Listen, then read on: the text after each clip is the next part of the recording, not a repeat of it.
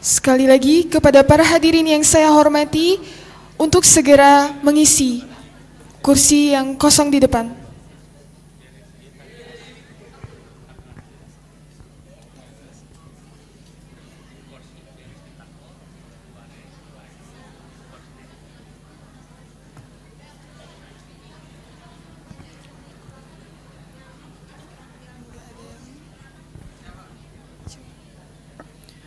Hadirin yang kami hormati, kami persilakan kepada para hadirin untuk menempati kursi yang telah tersedia di area depan ballroom ini. Terima kasih.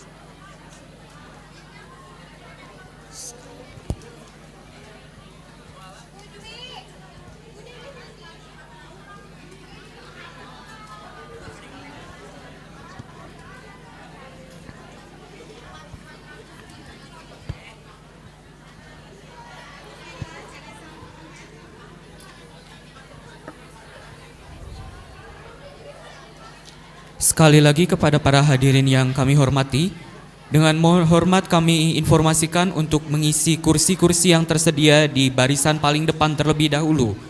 Sekali lagi kepada hadirin yang kami hormati, kami mohon untuk mengisi kursi-kursi yang masih tersedia di barisan terdepan terlebih dahulu. Terima kasih.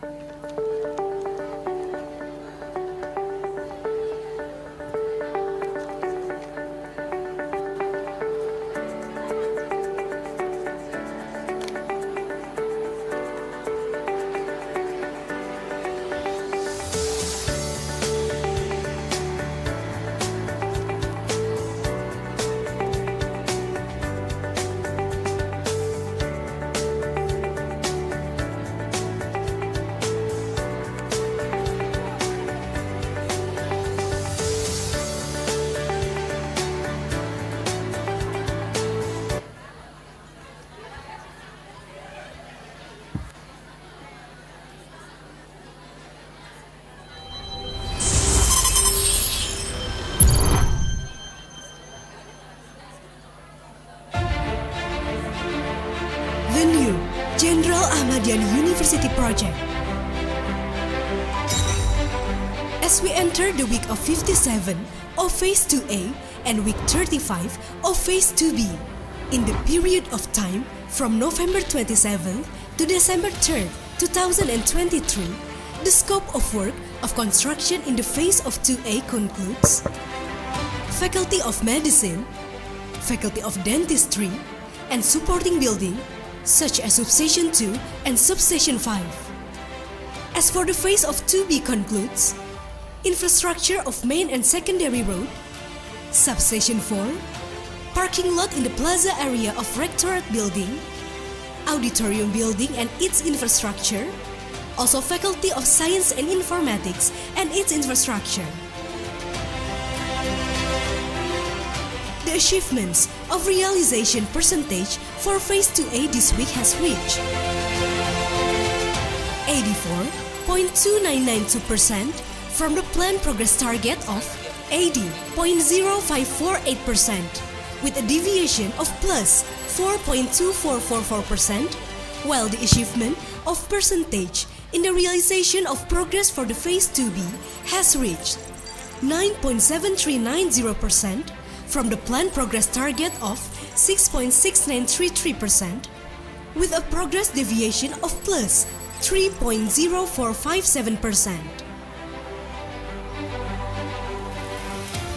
Construction progress for the phase of 2A.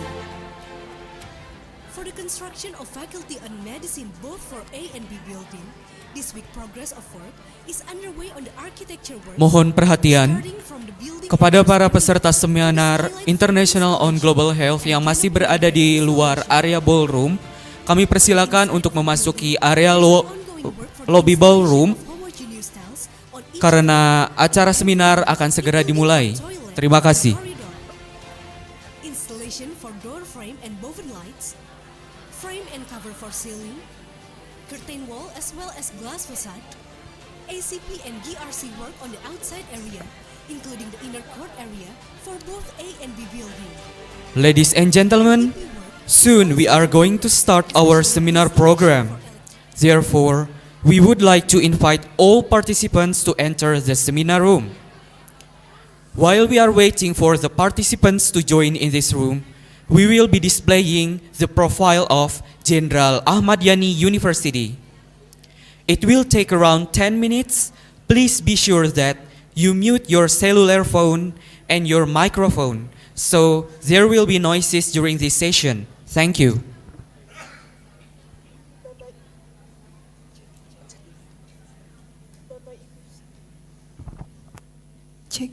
Bapak Ibu sekalian dan rekan-rekan mahasiswa, acara seminar akan segera dimulai. Kepada seluruh peserta seminar yang masih berada di luar ruangan, dimohon untuk segera memasuki ruang seminar.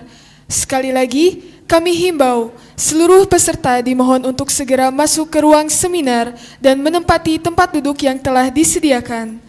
Sambil menunggu peserta lainnya bergabung, kami akan tampilkan video profil Universitas Jenderal Ahmad Yani selama kurang lebih 10 menit. Mohon kiranya Bapak Ibu yang hadir secara online agar mematikan mikrofon dan menonaktifkan telepon seluler sehingga tidak terjadi gangguan selama sesi ini berlangsung. Terima kasih.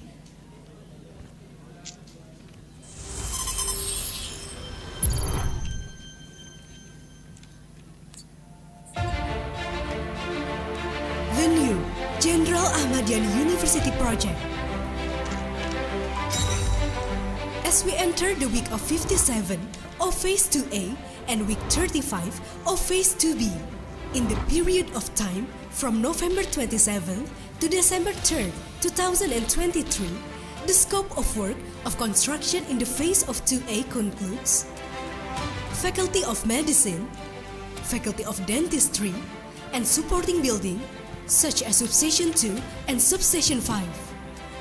As for the phase of 2B concludes infrastructure of main and secondary road, Substation 4, parking lot in the plaza area of Rectorate building, auditorium building and its infrastructure, also Faculty of Science and Informatics and its infrastructure.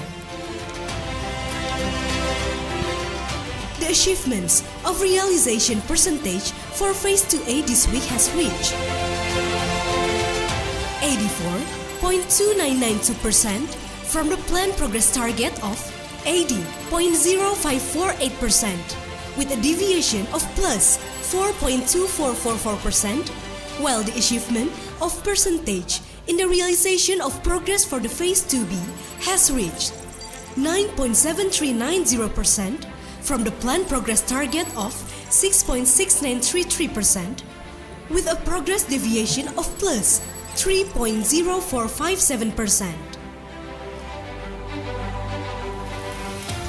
Construction progress for the phase of 2A. For the construction of Faculty on Medicine both for A and B building, this week progress of work is underway on the architecture works, starting from the building entrance area for the skylight frame installation and canopy membrane installation. On the inside of the building, there's an ongoing work for the installation of homogeneous tiles on each floor, in every room, including for toilet and corridor.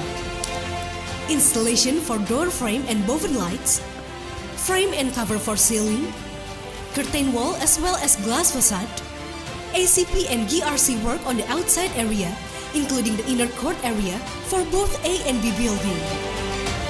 MEP work is also in progress, especially the installation for electrical lines, air condition lines for each rooms and corridors, plumbing installation for lavatories, and outdoor AC installation.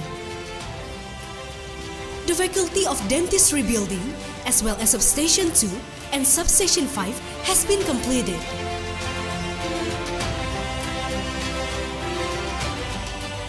Construction progress for the phase of 2B.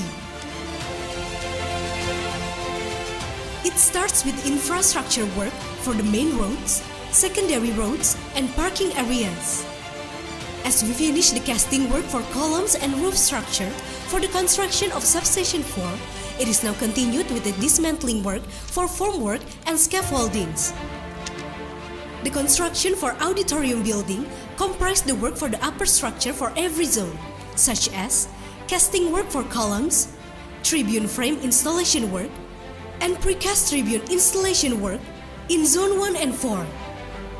On the Zone 2 and 3, the formation for mezzanine floor has been completed, followed by roof truss installation in Zone 5. In the back area of auditorium building has been cleaned and cleared out to be turned into a parking area.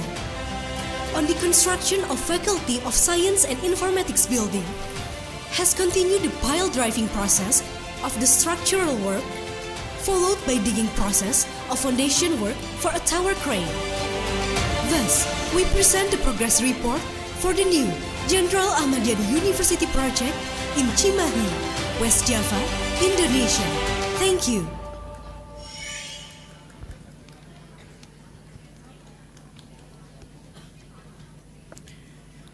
Welcome for all participants. Thank you for your attendance to join the 5th International Seminar on Global Health, which proudly present by Faculty of Health Sciences and Technology, Jenderal Ahmadiyani University.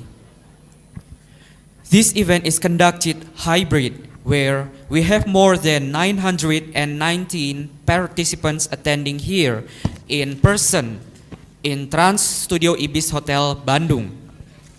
Selamat datang kami haturkan kepada seluruh peserta. Terima kasih atas kehadiran Bapak dan Ibu atas partisipasinya dalam mengikuti acara seminar internasional yang dipersembahkan oleh Fakultas Ilmu dan Teknologi Kesehatan Universitas Jenderal Ahmad Yani Cimahi. Acara ini diselenggarakan secara hybrid dan kurang lebih 919 peserta hadir di ruangan ini. Berikan tepuk tangan yang meriah untuk para hadirin semuanya.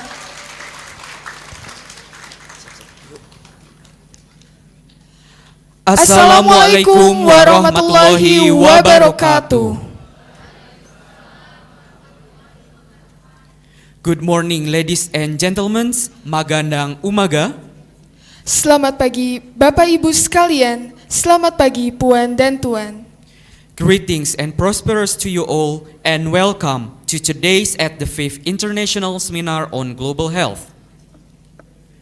On this very happy occasions, first of all, we would like to start off by expressing my heartfelt thanks to all of you for taking the time to join with us. Your participation is greatly appreciated and we are so glad that you could be here with us today. Salam sejahtera untuk kita semua. Pada pagi yang berbahagia ini, izinkan kami mengucapkan terima kasih yang sebesar-besarnya dan penghargaan yang setinggi-tingginya kepada Bapak Ibu yang telah berkenan meluangkan waktu untuk bergabung dengan kami. We understand that your time is valuable. We promise to make it worthwhile by providing valuable insights and sharing informative knowledge throughout the course of this seminar. Kami mengerti bahwa waktu Anda sangatlah berharga. Kami berharap seminar ini akan memberikan wawasan yang bermanfaat dan dapat berbagi pengetahuan informatif di sepanjang acara berlangsung. The 5th International Seminar on Global Health activities this time were supported by many parties, namely fully supported by first, professional organization consisting of Persatuan Perawat Nasional Indonesia, or the Indonesian Association of Nurses Association. Second, IBI, Indonesian Midwife Association. PATELKI, the Indonesian Association of Medical Laboratory Technologies. IAKMI, Indonesian Association of Public Health Experts. Journal of Medical Laboratory Science and Technology. JKP, and Scientific Journal of Public Health.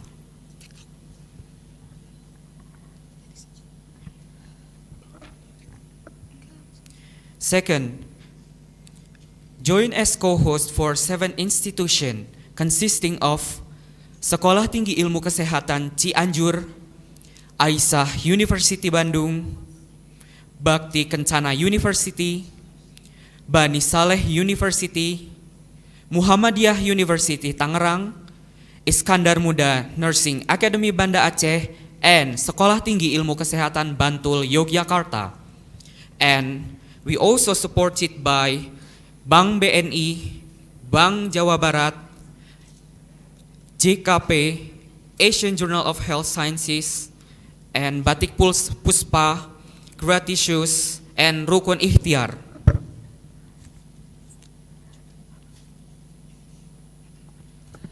Ladies and gentlemen, this twice-a-year event is proudly presented by the Faculty of Health Sciences and Technology, Jenderal Ahmad Yani University in West Java, Indonesia. Every year, every seminar features a theme that represents the most recent issue as determined by experts in nursing, midwifery, public health, and medical technology laboratory. Therefore, the theme of international seminar this year is Food and Nutrition Action in Health System, EHS, focusing on malnutrition, wasting, stunting, obesity, micronutrient deficiency, and support improvement in infant and young child feeding. Hadirin sekalian, acara 2 tahun sekali ini dipersembahkan oleh Fakultas Ilmu dan Teknologi Kesehatan Universitas Jenderal Ahmad Yani, Cimahi, Jawa Barat, Indonesia. Tiap seminar mengusung tema yang mewakili isu-isu terkini yang disampaikan oleh para ahli di bidang keperawatan, kebidanan, kesehatan masyarakat, dan teknologi laboratorium medis.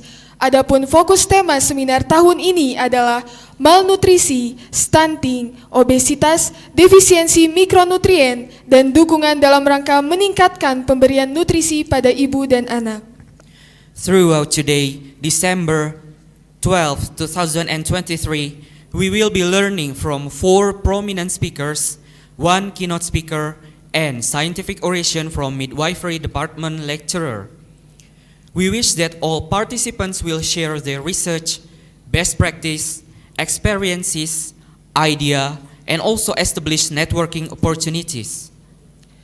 And to begin with, allow us to read the agenda for our opening event. The first agenda is the opening session. Second, speeches consist of: first, speech from the 5th International Seminar on Global Health Chairman. Second, welcome speech from Dean Faculty of Health Sciences and Technology. Third, speech from Vice Chancellor General Ahmad Yani University and opening of the 5th International Seminar on Global Health.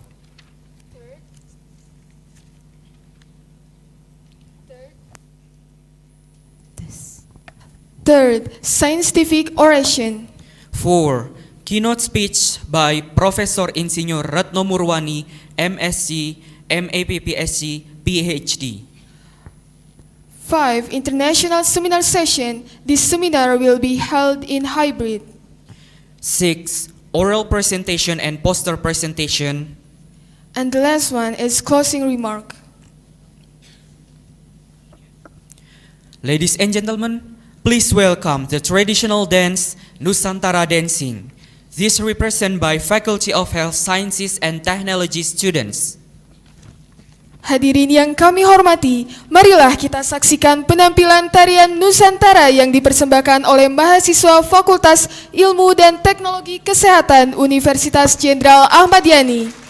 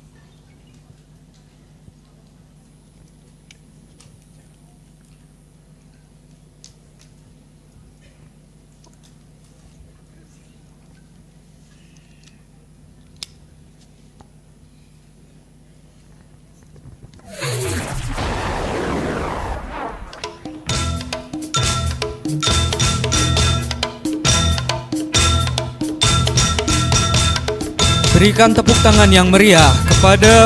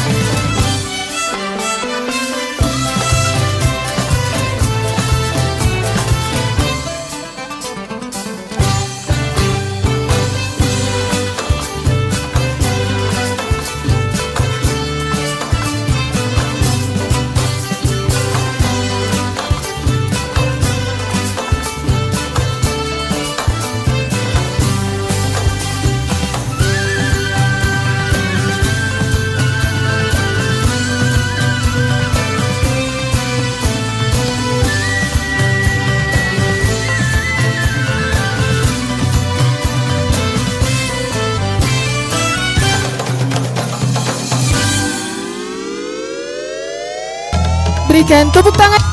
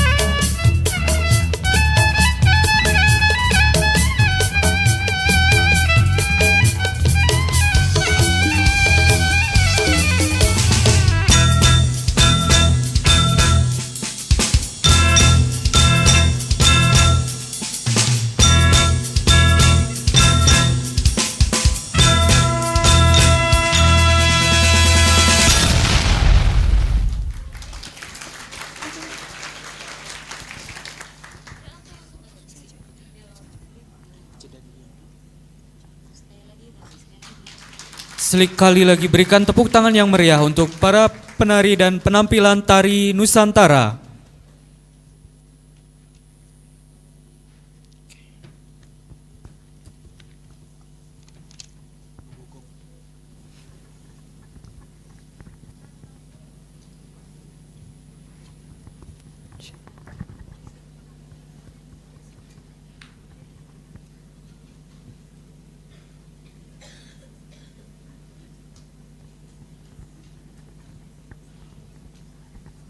Next, prayer reading by Mr. Asep Badru Jamaluddin, B.An, M.N, R.N.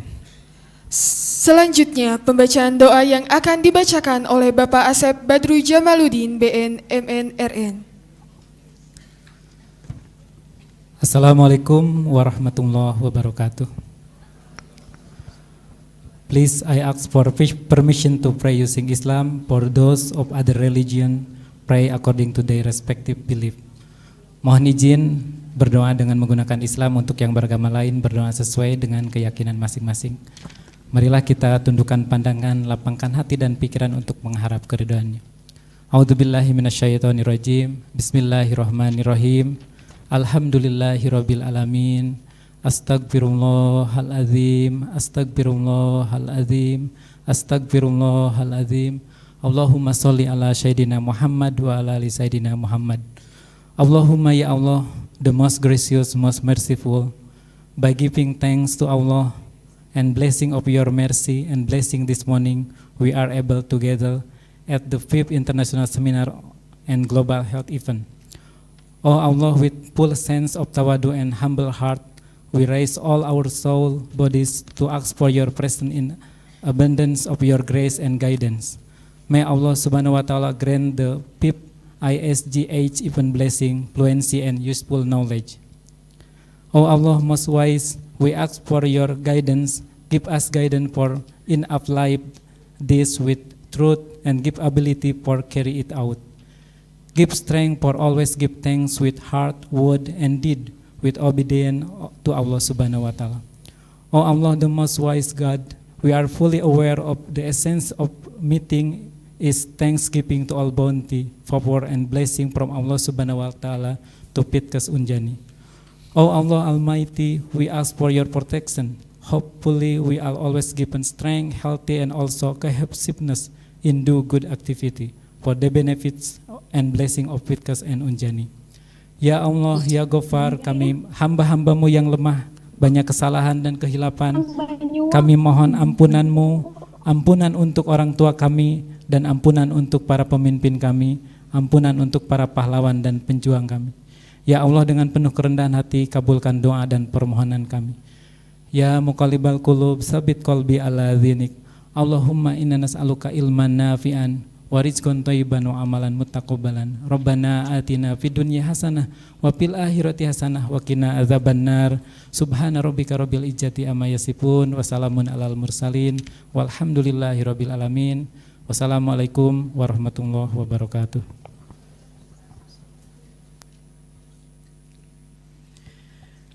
The honorable distinguished guests, ladies and gentlemen, to honor our country, let us all rise for the listening Indonesia anthem Indonesia Raya. You are kindly requested to stand up. Genap para hadirin dimohon untuk berdiri.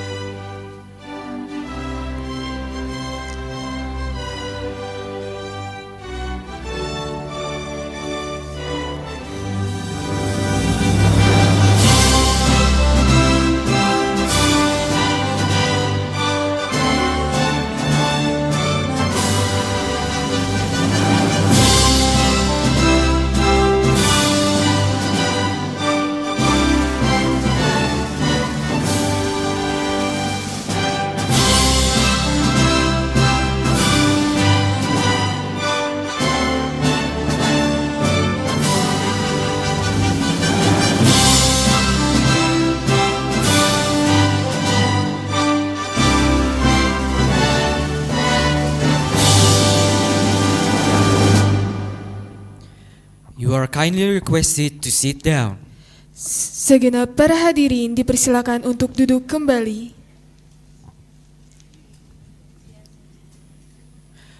Ladies and gentlemen, let's move on to the first event. The first event is a speech coming from the 5th International Seminar on Global Health Chairman. To the Honorable Mr. Galih Jatnika, SKP M.Keb, please deliver your speech.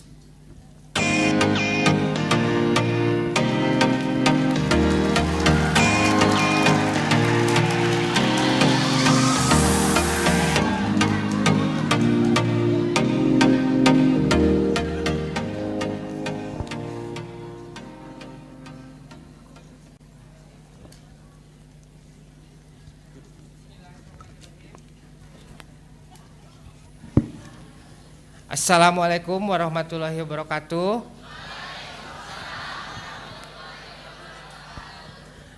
Selamat pagi. Good morning. Magandang umaga. First of all, I want to say thank you to Honorable Rector of Universitas Muhammadiyah Cimahi, Profesor Hikmahanto Juwana, SH/LLM, PhD, Vice Rector Dr. Dewi, and Dean of Faculty of Health Sciences and Technology, Dr. Gunawan Irianto, Magister of Health, and Vice Dean Dr. Budiman, Dr. Nopi Mauliku, and Sir Ahmad Setia, Magister of Public Health, and the Honorable distinguished speaker, Dr. Khadijah. Thank you for visiting us in Bandung, Indonesia, and also my prestigious co-host institution and my beloved all participants in this room and also in the virtual room Zoom. allow me, my name Galijatnika, to welcome you all in Bandung, Desember 12, 2023, in the event of the 5th International Seminar on Global Health organized by FITKes UNJANI.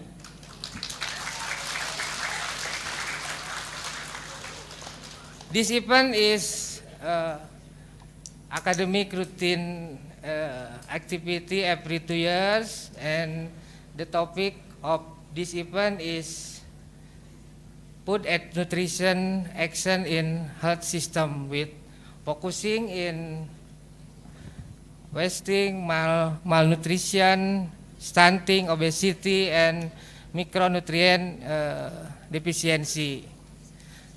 For deliver this topic, we have distinguished speaker, Professor Retno from Central Java, and then Dr. Rika Nurhasana from Midwifery Lecture, Faculty of Health Science, Universitas Jenderal Ahmad Yani, and we have also Professor Chong Mei Chan from Malaysia, and then Professor Ronel de la Rosa, PhD, DNM, DPA from Philippines, and then Professor Ahmad from Malaysia. From this event, I hope we will increase our knowledge and our skill to address this global health issue. And here I'm also to inform about participant for this event. Total for this participant, we have 990 participant, which 799 from health student and lecturer from Faculty Health Science and Technology, Universitas Jenderal Ahmad Yani. Why I'm in this room, see many familiar faces here. And also we have 120 participants from other institutions in region of Indonesia. And also we have participants from foreigner, abroad participant. We have 3 participants from Brunei Darussalam, 7 participants from Malaysia, 3 participants from Philippines, and also participants from Timor Leste. And this event also become successful because the committee already cooperation with many institutions. We have 7 institution co-hosts or co-organizer. We have Stikes Cianjur,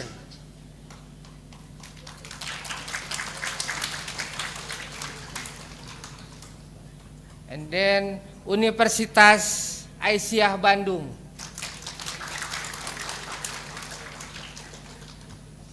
Bhakti Kencana University, Universitas Bani Saleh,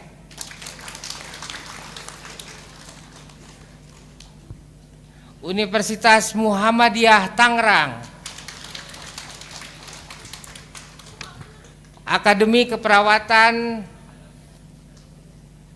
Kesdam Iskandar Muda Banda Aceh,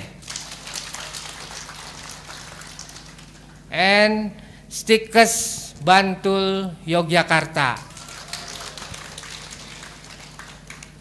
Thank you for your cooperation as co-host institution or co-organizer. We hope our cooperation will continue in the next FITKes UNJANI event. And last but not least, I want also thank you to ISGH Fifth Committee who organized this International Conference of International Seminar on Global Health become successful event. Applause for ISGH committee, and also we thank you to our supported from international and national Scopus indexing journal who willing to accommodate the publication of the qualified paper that submitted to this event. We have 6 international and national Scopus indexing journal that is our partnership. And also thank you for all sponsor to this event, Bank BNI, Bank BJB, Grutisus, Batik Puspa, and also Rukun Ikhtiar for supporting and become sponsor this event. I think that's all from me as ISGH Fifth Committee representative. Thank you. Please enjoy this webinar. Wassalamualaikum warahmatullahi wabarakatuh.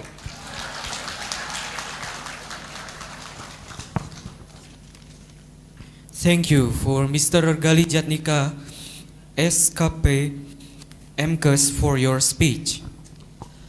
Ladies and gentlemen, the second speech that will be delivered by the Dean, Faculty of Health Sciences and Technology, Jenderal Ahmad Yani University, to the Honorable Dean, Faculty of Health Sciences and Technology, Jenderal Ahmad Yani University, Dr. Gunawan Irianto M.Keb. Please proceed to the stage.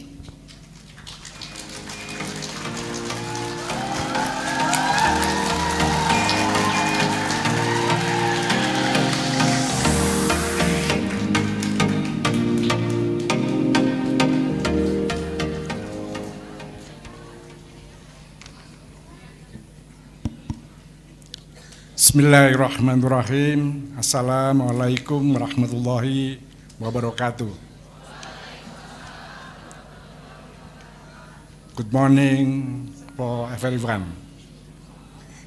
The Honorable Rector of UNJANI, the Vice Chancellor Jenderal Ahmad Yani University, Ibu Dr. Dewi Ratih, Honorable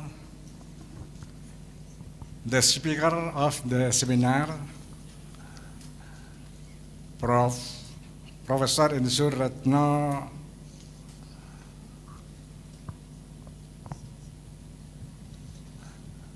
Profesor Hadijah, Profesor Chong Maichan, Dr. Romel, dan Prof. Ahmad Faisal. Honorable co-host institution, honorable participants of this seminar who are from several countries, the lecturer, and my beloved student, the most partly aware to organizing committees and all participants. It is my great honor to welcome you to Indonesia. I personally would like to welcome all participants of the seminar, especially to those who come from the other countries. We are all proud because Faculty of Health Science and Technology Jenderal Ahmad Yani University is chosen in the B place of the seminar. We are proud to be our host. Today, all of you are invited to join the 5th International Seminar of Global Health with the themes Food and Nutrition, Action in Health System. The seminar is routine agenda which had a very 2 years. The aim to this seminar is to provide you with more knowledge, share update and best practice, and also identify the direction of health practice. The seminar is meant to encourage friendly atmosphere among us, people from different countries. We can exchange information with each other. We can build a network so that it will be easy for us to build cooperation among nutrition. I extend my deepest graduates to the committees, speaker, co-host institution who attended hybrid sponsor, and those who has worked hard to make this event successful. Your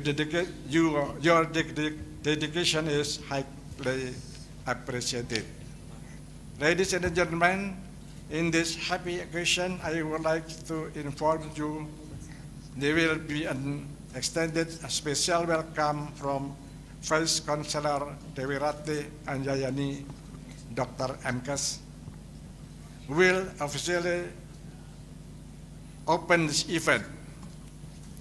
Finally, a wonderful seminar, and hopefully all of you will get some knowledge from today. Today's seminar. Thank you. Wassalamualaikum warahmatullahi wabarakatuh. Selamat mengikuti seminar. Thank you to Sir Dr. Gunawan Irianto M.Keb for your speech. Next is a speech who will delivered by the Vice Chancellor of Jenderal Ahmad Yani University. Honorables, distinguished speakers, ladies and gentlemen, the opening ceremony of the 5th International Seminar on Global Health is going to be commenced by an opening address, and I would like to invite the Vice Chancellor of Jenderal Ahmad Yani University. Please welcome Dr. Dewi Ratih Handayani, M.Keb.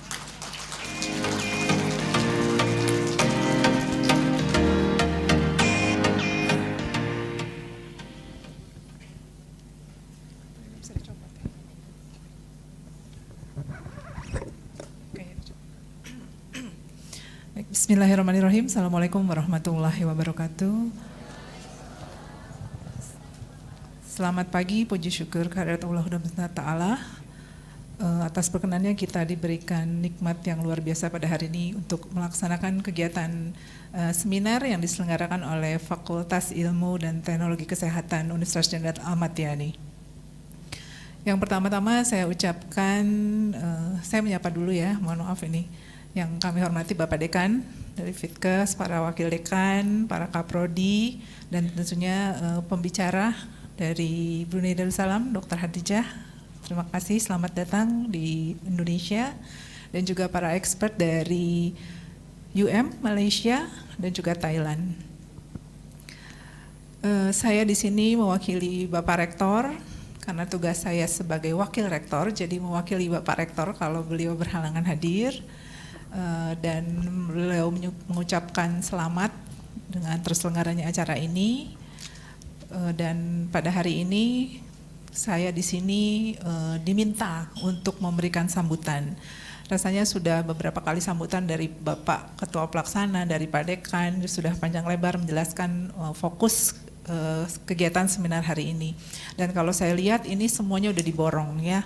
Ada tentang malnutrisi, wasted, stunted, obesity, micronutrient deficiency, semuanya include masalah nutrisi gitu ya. Dan kalau kita lihat memang hasil studi dari survei gizi, kalau di anak itu ada 3 masalah utama tentang nutrisi di Indonesia. Yang 3 besar tadi, malnutrisi, wasted, stunted, tapi ternyata juga obesitas yang juga mengancam ya. Nah, jangan lupa bahwa dampak dari stunting juga salah satunya obesitas, seperti itu ya. Dan saya rasa mudah-mudahan ini juga ada dari pihak pemerintah, mungkin Pak Dekan hadir, karena kalau kita bicara masalah tentang nutrisi, pasti terkaitnya kesehatan, tapi tidak lupa bahwa masalah ini masalah kompleks yang melibatkan banyak pihak gitu ya. Kalau kita cerita atau kita bicara tentang pencegahan, penata laksanaan tanpa kebijakan itu susah gitu ya. Jadi oke lah kita melakukan screening.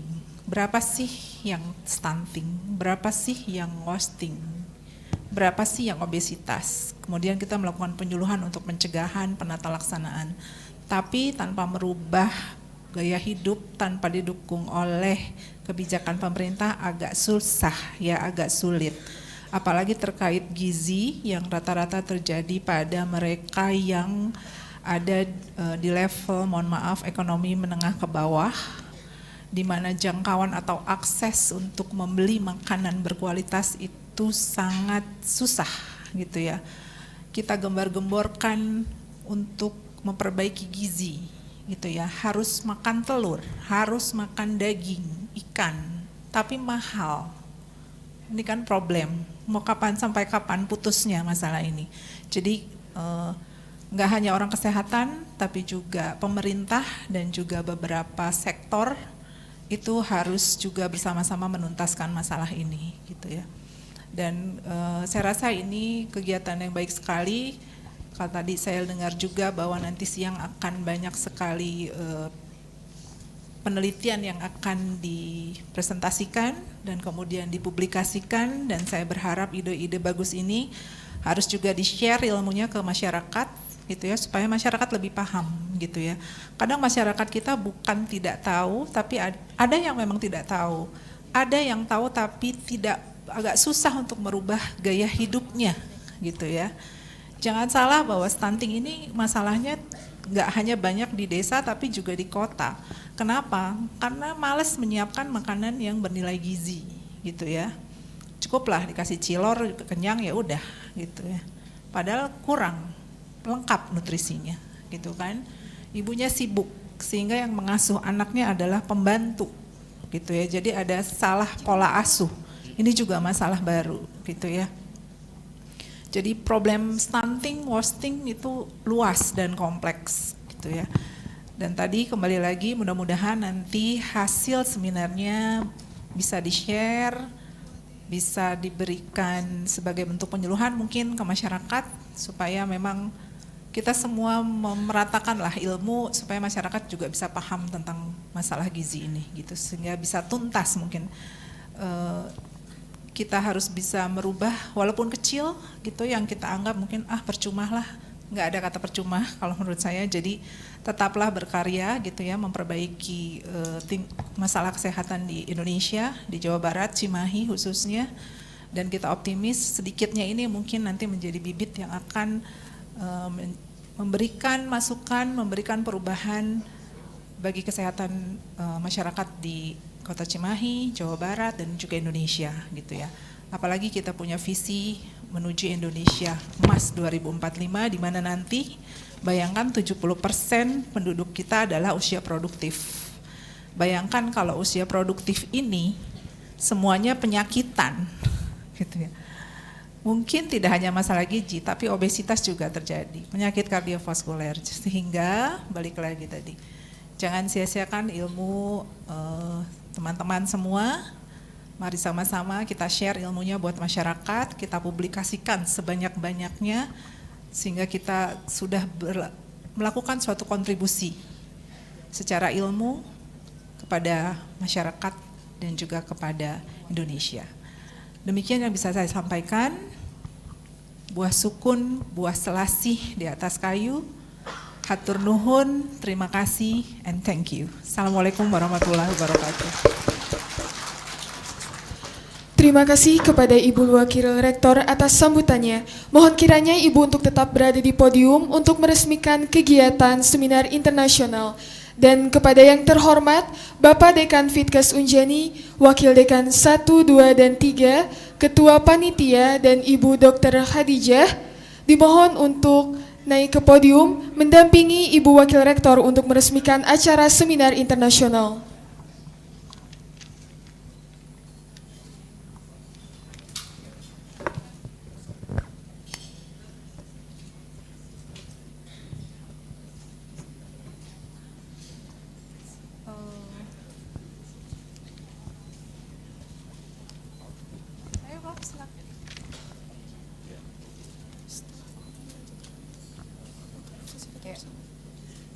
Baik, dengan mengucapkan Bismillahirrahmanirrahim, dengan ini the 5th International Seminar on Global Health, Food and Nutrition Action in Health System kita buka.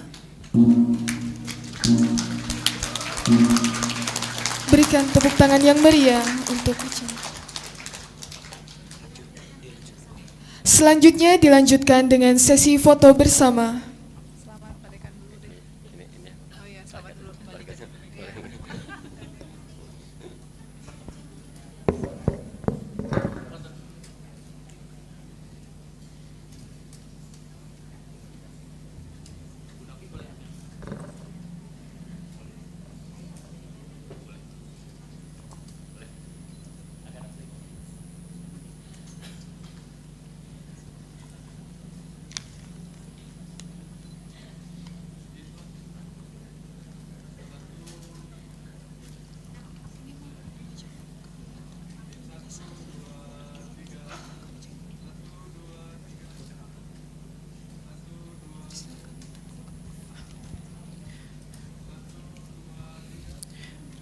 Berikan tepuk tangan yang meriah kepada para rektor dan pimpinan Fakultas Ilmu dan Teknologi Kesehatan.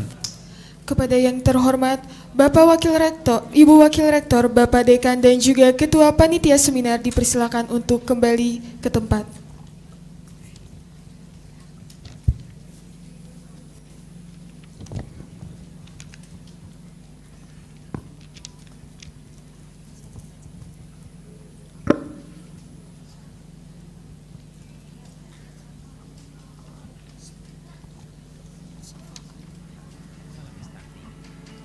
Dan 52 juta balita menderita gizi buruk. Pada saat yang sama, 1,9 miliar orang dewasa mengalami kelebihan berat badan atau obesitas. Sementara, 462 juta orang mengalami kekurangan berat badan dan menderita berbagai malnutrisi. Di Asia, angka kematian anak balita terjadi pada 1 dari 4 anak. Dan sekitar 45% kematian disebabkan oleh kekurangan gizi. Para profesional kesehatan terus berupaya memajukan integrasi sehingga dapat diterapkan pada pengambil keputusan yang beragam.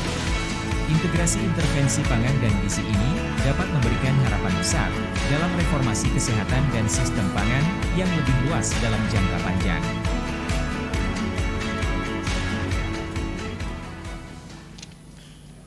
Saat ini, hampir seperempat dari seluruh anak di bawah usia 5 tahun mengalami stunting. Dan 52 juta balita menderita gizi buruk. Pada saat yang sama, 1,9 miliar orang dewasa mengalami kelebihan berat badan atau obesitas. Sementara, 462 juta orang mengalami kekurangan berat badan dan menderita berbagai malnutrisi. Di Asia, angka kematian anak balita terjadi pada 1 dari 4 anak. dan sekitar 45% kematian disebabkan oleh kekurangan gizi. Para profesional kesehatan terus berupaya memajukan integrasi sehingga dapat diterapkan pada pengambil keputusan yang beragam. Integrasi intervensi pangan dan gizi ini dapat memberikan harapan besar dalam reformasi kesehatan dan sistem pangan yang lebih luas dalam jangka panjang. Ladies and gentlemen, we move to the next agenda. It is the scientific oration from Midwifery Department lecturer. Please welcome Dr. Rika Nurhasanah, M.Keb. Please come to the stage.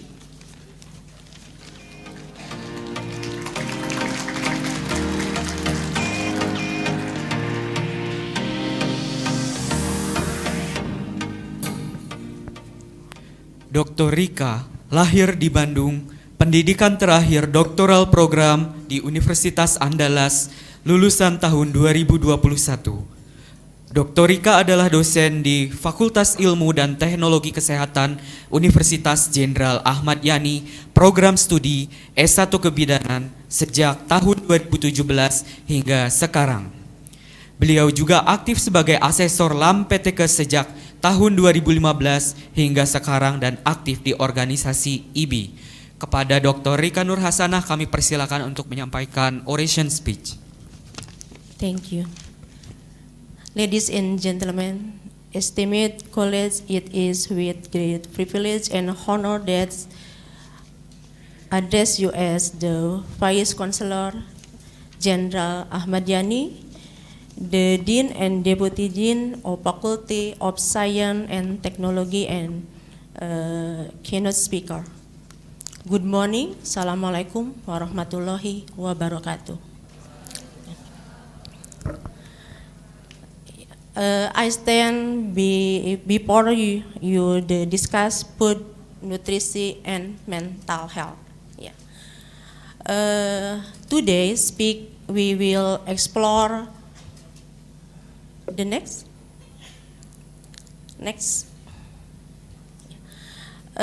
Today, we will explore global mental health, overlook role of nutrition, scientific evidence, and finally, role of nutrition in mental well-being. The next.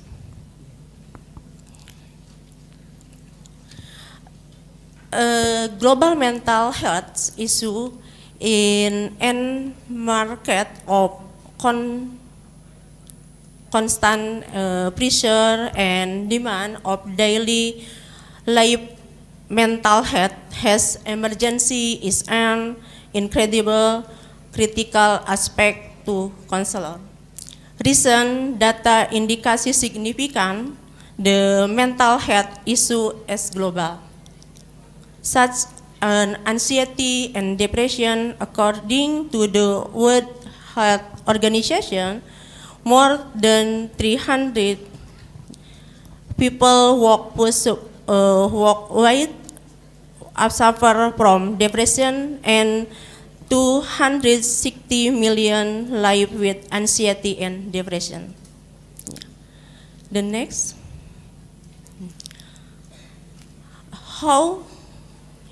How do diet and nutrition affect mental well-being? Yeah.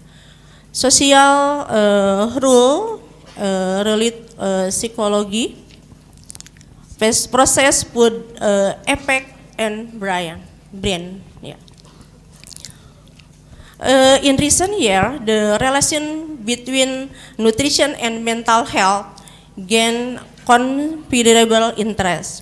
Epidemiology research has observed that advances to healthy or Mediterranean dietary pattern high consumptive of fruit, vegetable, nuts, and legumes, moderate consumptive of fruity, egg, and dairy product, and only occasional consumptive of red meat is associated with the reduced rise of depression. One, the big health environment in society related in processed food. These food are high in flour and sugar and then brain to crave more the them rather than nutrient-rich food such as fruit and vegetable. A lot the processed food we add highly addictive and stimulate dopamine center in our brain, which are associated with pleasure and reward.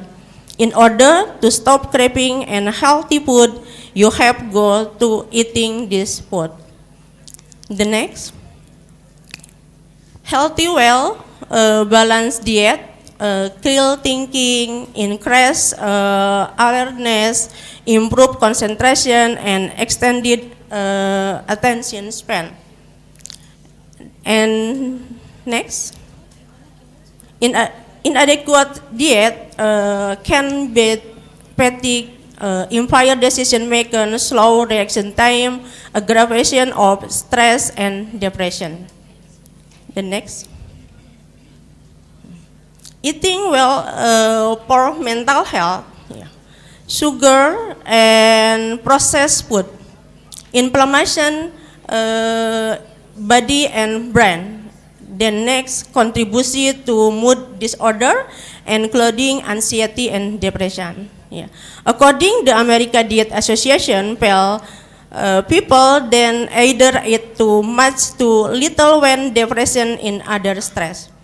Eat too much and you find yourself dealing with a struggleness and weight gain. Eat too little and the resulting exhaustion makes it is hard habit to break. In either case, poor diet during period stress and depression only makes matter worse.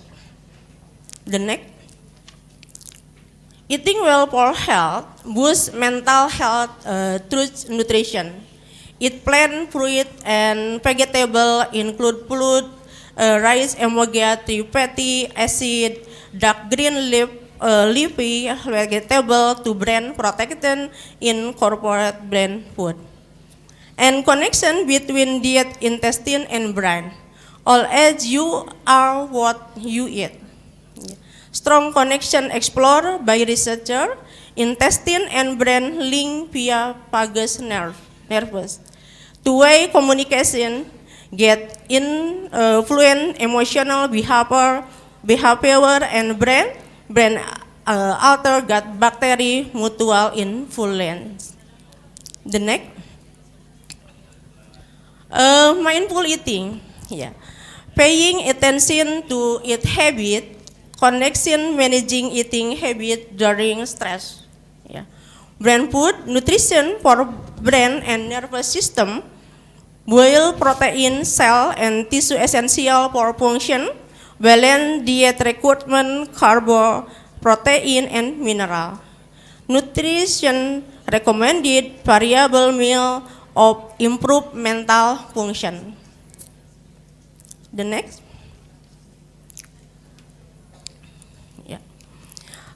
eating well for mental health. Complex carbohydrates are such as between safety vegetable can give you release to depression. Lean protein also learn energy. They allow your body to think and read quickly. Good source of protein include chicken, meat, fish, egg, soybean, nuts, and seed. Fatty acids are crucial for the proper function of your brain and nervous system. You can find them is fish, meat, egg, nuts, and flaxseed. Current trend, the next. Current trend in food nutrition. The next. A whole food plant-based diet. Food and provider additional health benefit beyond basic nutrition value, such as enriched with fiber, probiotic, and antioxidant. Functional food that provide recommended to live and to establish and help. Yeah. The next. Current trend in food and nutrition, the consumption of plant-based meal like almond meal, soy meal, and oatmeal is gaining popularity, often chosen an alternative for those looking to reduce animal meal consumption. And America consumptive the beast the other country. The next. Current trend in food nutrition. Following research highlight the connection between food and mental health.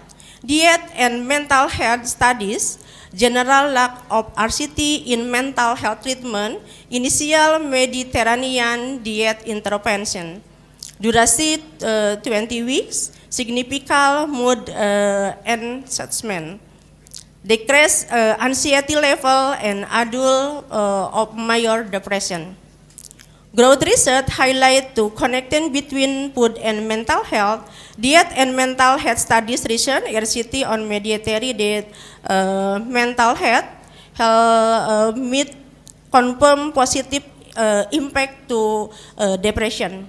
Yeah. Mood food RCT multi-nutrient supplement doesn't decrease major depression episode. In overweight or obese adult with syndrome depression symptom. The next. Yes. Describe nutrition for brain and to healthy and mental health. The next.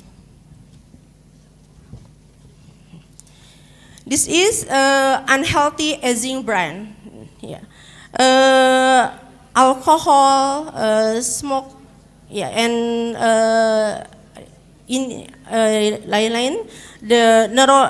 Decreased neuroplasty and neuropathic support and lifespan, and decreased cognitive and decreased neurogeneration. And healthy aging brain. Access neuroplasticity, neuropathic support, and lifespan and cognitive. Yes. The next.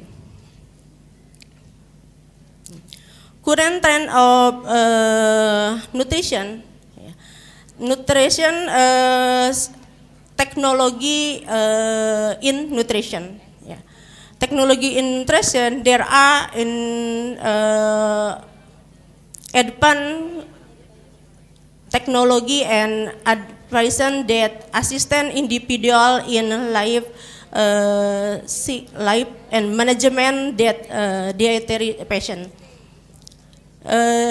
This provider tell informasi, menu suggest, and even personality food recommended based on indication need. The next. Technology in nutrition. For traditional diet, we promote the consumption of traditional, locally sourced food that are culturally relevant and nutritionally rich. For example, my supervised doctoral student who had graduated, her name is Lili Hidayanti, from the Western Java.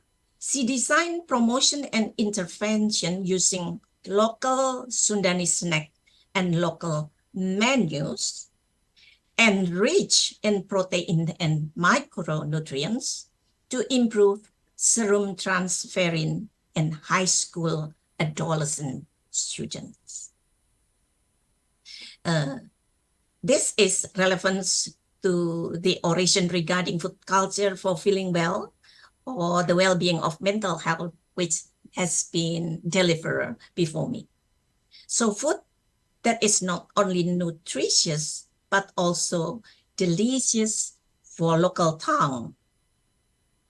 For community engagement and education, local leaders can be advocates, engaging local leaders and influencers to champion the importance of balanced nutrition.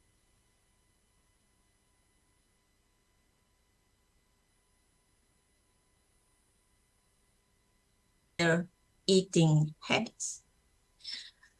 For community level educational program to raise awareness about the triple burden of malnutrition, its consequences, and the benefit of adopting healthier lifestyles.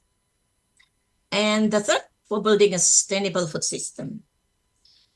We should develop and support and strengthen local food markets to ensure easy access to fresh, locally produced foods. This can enhance the availability of nutritious options while also supporting local economies. We can establish farm-to-school initiatives that connect local farmers with educational institutions. This not only provides schools with fresh produce, but also educates children and their family about the importance of a balanced diet. For capacity building, investing in training program for local health care professionals, community leaders, and educators to build local capacity to address nutritional challenges and ensure that intervention are culturally sensitive and contextually appropriate. For policy advocacy, we can collaborate with local government to integrate nutrition-sensitive policies into community development plans. Advocate for policy that promote access to nutritious food, regulate the marketing of unhealthy products, and encourage physical activity. Also, development of incentive policy to reduce food loss and waste. In the monitoring and evaluation, developing local health surveillance system to monitor nutritional trends and identify emerging issues. This information can inform targeted intervention and measure the impact of ongoing programs. For collaborative network institutes, fostering collaboration between local institutions, NGOs, businesses, and community groups. A collaborative approach can pool resources, share knowledge, and implement comprehensive strategies to tackle the triple burden of malnutrition. So by mobilizing local resources, engaging leaders, and building community-driven solutions, it is possible to create sustainable intervention that address the complex challenge associated with the triple burden of malnutrition. I'm sure that this program will be discussed in this international seminar by presenters and all the participants. So I wish you all a good seminar, building networking and collaboration to contribute to achieving global health. And thank you for your attention.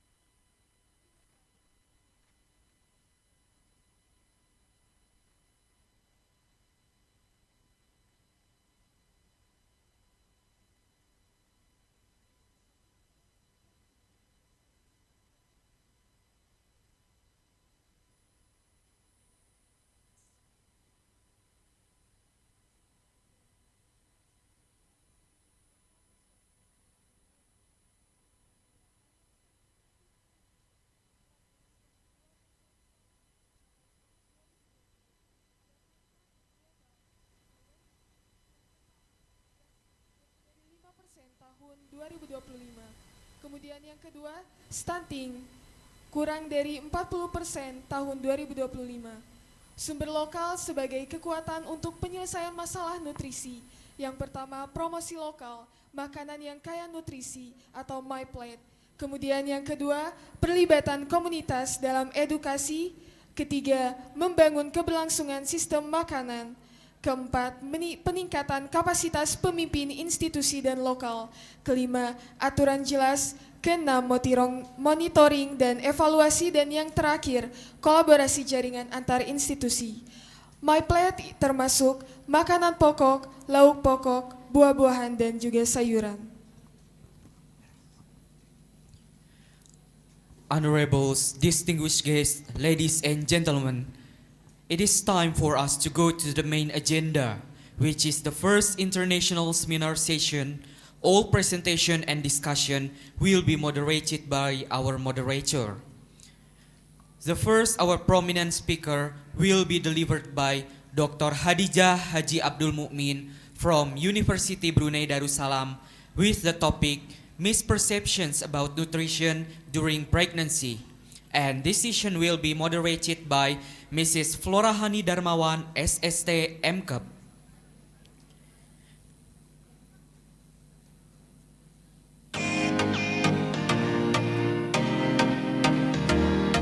We would like to invite Mrs. Florahani Darmawan, SST M.Keb, to the stage.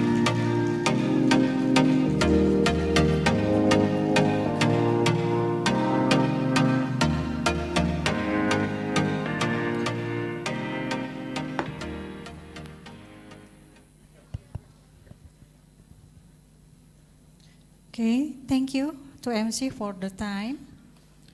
Bismillahirrahmanirrahim. Assalamualaikum warahmatullahi wabarakatuh.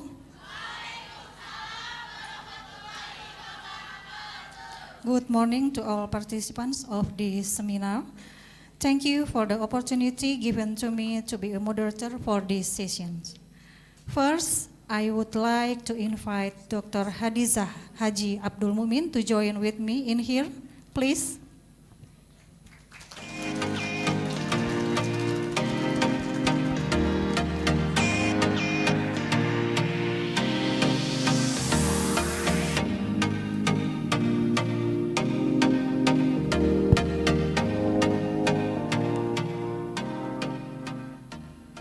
Welcome, Dr. Hadijah.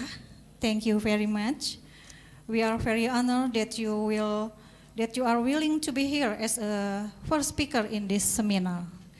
Okay, but before you present the topic, please allow me to read your CV. Okay.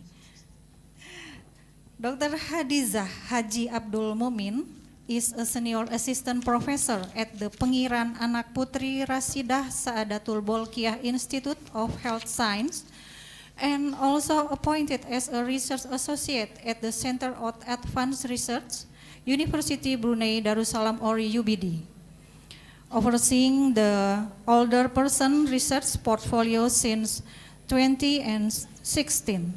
She attained the Doctor of Philosophy from the University of Southern United Kingdom and was awarded to the Brunei United States English Language Program in academic exchange to complete a one-year postdoctorate.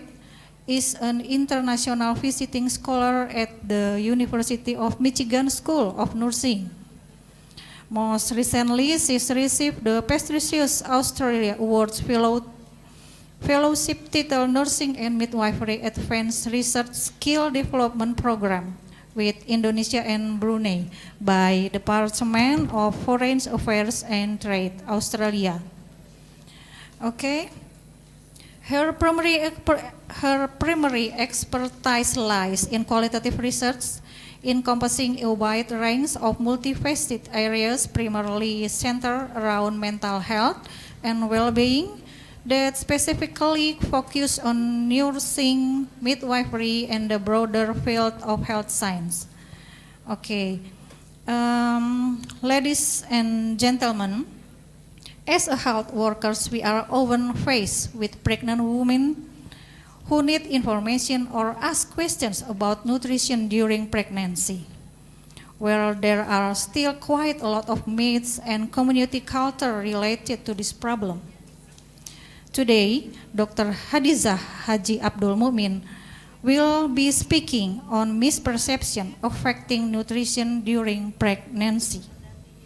Dr. Hadizah, we have about 40 minutes to presentation the topic and discussion. So, to the Honorable Dr. Hadizah, please, the time is yours.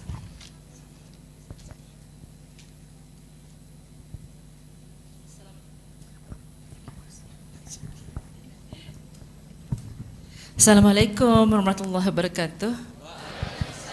Bismillahirrahmanirrahim. First of all, I would like to thank you, our Vice Rector, and also our Dean, and semua dosen-dosen dan pelajar-pelajar mahasiswa-mahasiswi daripada Universitas General Ahmad Yani.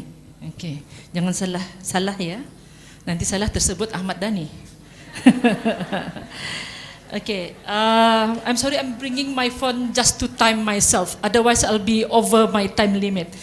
Right, so let's look into the next slide. I'm going to talk about the misperceptions of nutrition, because nutrition begin with from pregnancy. Yeah, pregnancy is when the mother and the baby, they need to have balanced and healthy nutrition so that the baby is not going to be undernutrition and it's not going to be preterm and premature, small for weight, or even heavy for their weight, okay, large for that. Right, so usually the misperception is about eating for two, but again, actually it is nourishment for two. Okay, is it okay for me to speak in dual language, if that's okay with you all? Yeah, right. So berarti dia makan bukan untuk dua orang, tapi nutriennya untuk dua orang. Berarti kalau kita makan nasi jangan dua piring. Jangan dua piring, tapi dia mau to makan nasi untuk dua baby dan mama for the nutrients, yeah, to have adequate nutrients, right? Where is my slides? Can I see it? Oh, here, it's now here. Okay, double the portion versus calorie requirement. So as I said earlier, it's not about eating 2 times your usual, 2 times of the pregnant woman usual diet, but it is about calorie requirement. How much calorie does a mother needs? The third one is, as a midwife, do we give just a routine advice, or do we tailor the needs to the woman's needs based on the BMI and so forth? The fourth one is, during pregnancy, nanti jadinya the woman jadi takut mau exercise, ya, sebab takut nanti keguguran, takut memudaratkan. But actually, we can live a healthy lifestyle. Okay, next one. So there might be a case of undernutrition and also overnutrition. As I sit down here today, I was having a conversation with your dean, and I was informed that in Indonesia, the problem is unique, by which sometimes the parents are obese, but the child is stunting. Okay? In Brunei, you will see a different pattern. If the parent is obese, then the children are also obese. Alright? So, we are going to look into how undernutrition and also overnutrition, as well as it can cause complications, not only for the woman's pregnancy, but also the baby. Next one. So that needs us as a midwife to give advice, adequate advice and appropriate advice for a healthy diet. and ensure that the baby gets the nutrients it needs to grow and develop properly, as well as the important nutrients for mother to stay healthy. So meaning that the pregnant woman has to have a balanced diet in terms of carbohydrate, proteins, the fats, the other nutrient like folic acid, vitamins, iodine, folate. Okay? Okay, the next one. So what we did, what I wanted to present today is part of our study in Brunei. As I was talking to dosennya tadi di sini, Musri di sebelah saya, we were talking about population. So in Brunei we have a small population. It's about 480,000 people in Brunei. So I was surprised, like it was like 6 times maybe. Bandung is 6 times more than Brunei. Can we go back to the last slide? So what we did was we do a combined quantitative and qualitative study. We send questionnaire. In that questionnaire, we have the qualitative part, which is 3 open-ended questions. We give to pregnant women. We choose 2 central maternal and child health clinics, which is kalau di sini puskesmas, ya, 2 puskesmas sahaja di Brunei, and we ask them to answer the questions while waiting for their consultation, either to see the midwives or to see the doctors. Next one. So we do ask for permission from our ethics committee, which is the Medical and Health Research Ethics Committee. We do our study according to the human rights. We ask for consent, and only when they consented that we do the study on them. It is confidential because they are going to they were pulled to another room to answer the question, and it is anonymous. They don't have to give their name. Okay, so we ask few demographic questions, but for qualitative study, it is not a lot significant. All right, next one. So we did a thematic analysis because we have 3 questions. The first question was asking about what are their understanding of nutrition, what are the common issues, and what are the recommendations that they would like to give the midwife in terms of cukup atau tidak the care that we give to the woman. So we transcribe the text, just extract it from our Google link. We code it, categorize it, and do the data analysis and finalize. Next one. So we of course ensure that rigor is occurring, by which we explain the study process clearly. We make sure that we do not manipulate the data. We don't change whatever quotes that the that the participants, the woman, gave us, and we maintain the originality of the quotes. And of course, we check with each other. There are about 6 people in our team, 2 from the puskesmas, myself and my medicine student, and also another dosen. So 5 orang. Okay, next one. So 88 out of 110 answer the open-ended questions. Okay, because it's open-ended, not everyone like to answer open-ended question. Okay, so the words that they answer range around 5 to 100 words, and of course it is textual and answered in Malay and in English. We do not limit them to answer in English because we want them to express their what they feel, what they think, what their thoughts. Okay, next. So these are some of the findings. Okay, there are findings around the myths on nutrition, findings around culture influence in nutrition, how religion can also influence, financial situation, social circle, and also knowledge. All right, next one. So this is one of the findings on myth. So one of the findings on myth is that the pregnant woman think that if they eat nanas akan membuatkan mereka miscarriage, ya. So terutama sekali nanas muda. Jadi mereka tak mau makan nanas. Mereka tak mau makan nanas. Tapi sebenarnya nanas tu tak ada apa-apa. Dia tak ada apa-apa menjadikan apa-apa, cuma dia myth sahaja.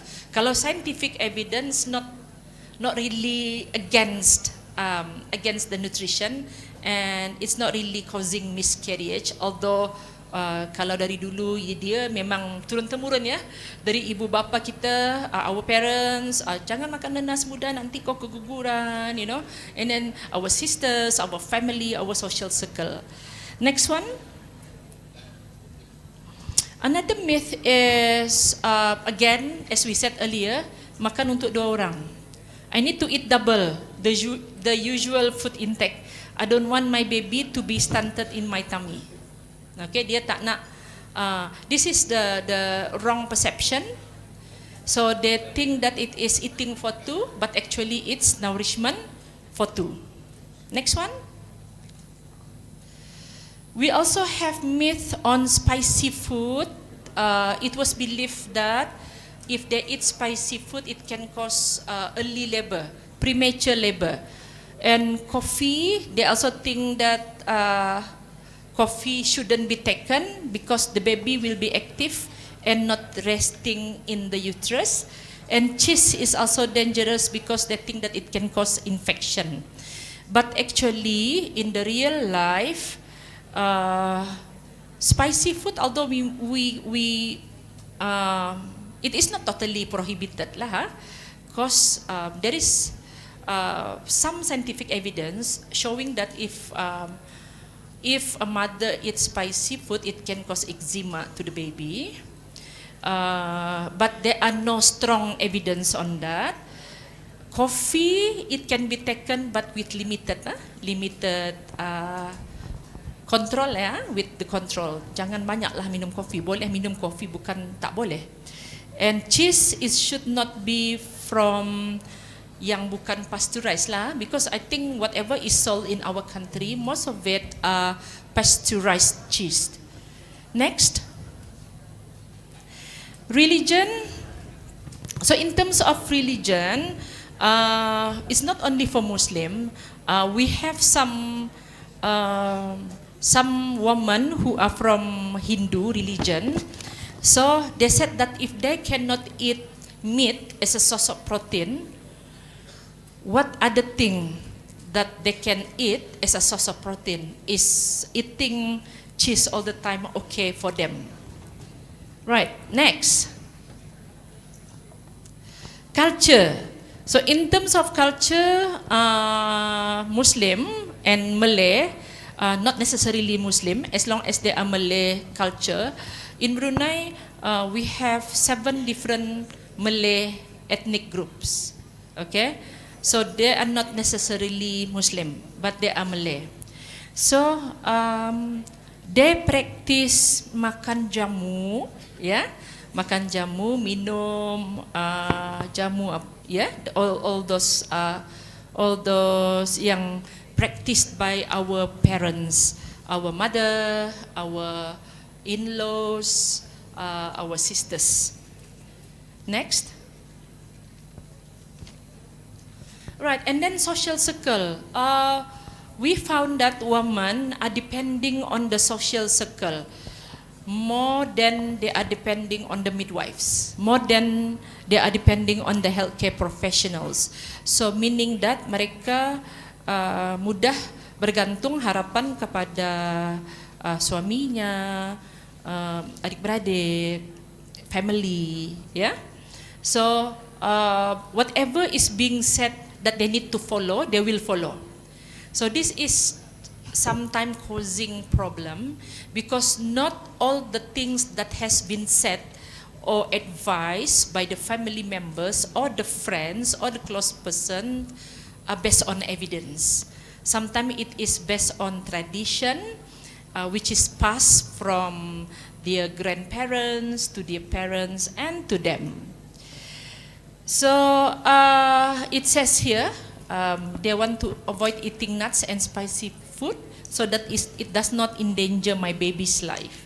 Okay, so just now they have a belief by which spicy food can cause premature labor and nuts can cause asthma to their baby.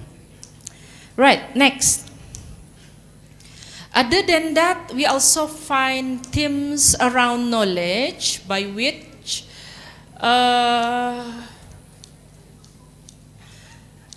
knowledge in terms of midwife. Yeah, the participants felt that sometimes the advice that was given to them is so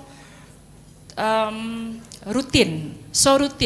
Berarti, like for example, they ask women to eat broccoli lah, eat spaghetti lah, because in Brunei the socio-demographics are very vast as well, same as Indonesia. Okay, so especially in the remote area, the women are not all can afford the things that we said. Okay, like macam kita cakap, kita mesti makan ayam, mesti makan daging, kan daging itu mahal. So dia, the knowledge of the midwives causing the woman feel obliged, like, you know, if I cannot eat meat, then I don't want to eat meat. But what are the other sources of meat that can be replaced so that the woman are not deprived of protein? Okay, boleh paham ya? Berarti kadang-kadang kita bagi nasihat kita itu tailoring to orang yang berkemampuan. Tetapi bagaimana dengan orang yang tak berkemampuan untuk membeli daging, orang yang tak berkemampuan untuk membeli brokoli, ya, segala sayur-sayuran yang mahal. Okay, next one. Financial is also, it relates to the knowledge of the midwife just now. So financial, this one is financial in terms of people who cannot afford to buy meat or chicken because they are expensive, especially after post-COVID, yeah. Post-COVID-19, everything raised up. Semua makanan menjadi mahal. So it says here, can I just eat cassava leaf, pucuk ubi, atau sayur paku, atau nangka saja? Sebab mereka berkebun, ya, di belakang rumah mereka. Tak bolehkah ditukar dengan barang seperti itu? So in terms of, it has a very significant implications to the midwife. We cannot just say whatever is written in the book, but it should be tailored to the individual needs of the woman dan kemampuan the family. Yeah. Next one. So I would like to discuss on what are the things. Now, from the findings of our study, it can be concluded that the woman wants to know what they can eat and what they cannot eat. So I got this from one of the website. It says here what are to eat and what are not to eat. I believe in Bandung, in Puskesmas, ada juga buku, leaflet, ya, leaflet for women that can be given to guide them on what to eat and what not to eat. And I also believe in, if it is not done yet, the contents of that booklet should be tailored to the needs of the woman, to their financial situation, to the different demographics of women, yeah, in Bandung. Okay, next one. Okay, this is not good. I'll give you the link. I think it has been given as hands out, yeah. The link to the Federation of the International Federation of Gynecology and Obstetrician. They have FIGO nutrition checklist for pre-pregnant and early pregnant women. In this checklist, we can use this checklist internationally and then tailor that to the needs of the woman in our context. However, there is no study yet to investigate whether the context is suitable for our ASEAN region. I have found a study in terms of Myanmar and Cambodia, but not in like Malaysia, Indonesia, Brunei, Singapore yet. Okay. Next one. And our advice should be evidence-based. As I mentioned earlier, we cannot just base our advice on routine, on what we heard other midwives said, but it should be because of our knowledge and the evidence that we read, yeah, and we found. Okay, next one. And it is important that eating safely during pregnancy is emphasized because we don't know macam segala jamu-jamu kan, segala jamu tu mungkin ada jamu, some of the jamu is not compatible with the woman. Maybe the ingredients in the jamu tu kita tak tahu apa. Yeah, it has to be things that is recommended and approved by the FDA, Food Drug Association, atau whatever laboratory in Bandung lah ya, laboratory kesehatan. Next one. And again, emphasis on the nourishment for two. The next one. And discussion on supplement, because pregnant women tend to be very worried. They want to eat other things like, oh, okay, I want to take supplement inilah, supplement itulah, okay? Get from different multi-level marketing and eat these nutrients and as a supplement. So it should be safe as well. But in pregnancy, of course, we are sticking to folic acid, vitamin D, probiotics, magnesium, and iron. Of course, yeah, most important, iron, calcium, and vitamin D. Next one. So as a conclusion, we need to have knowledgeable midwives who can give advice to the woman based on evidence. It should not be what we heard from others when they are giving advice, but it should be a concrete evidence source.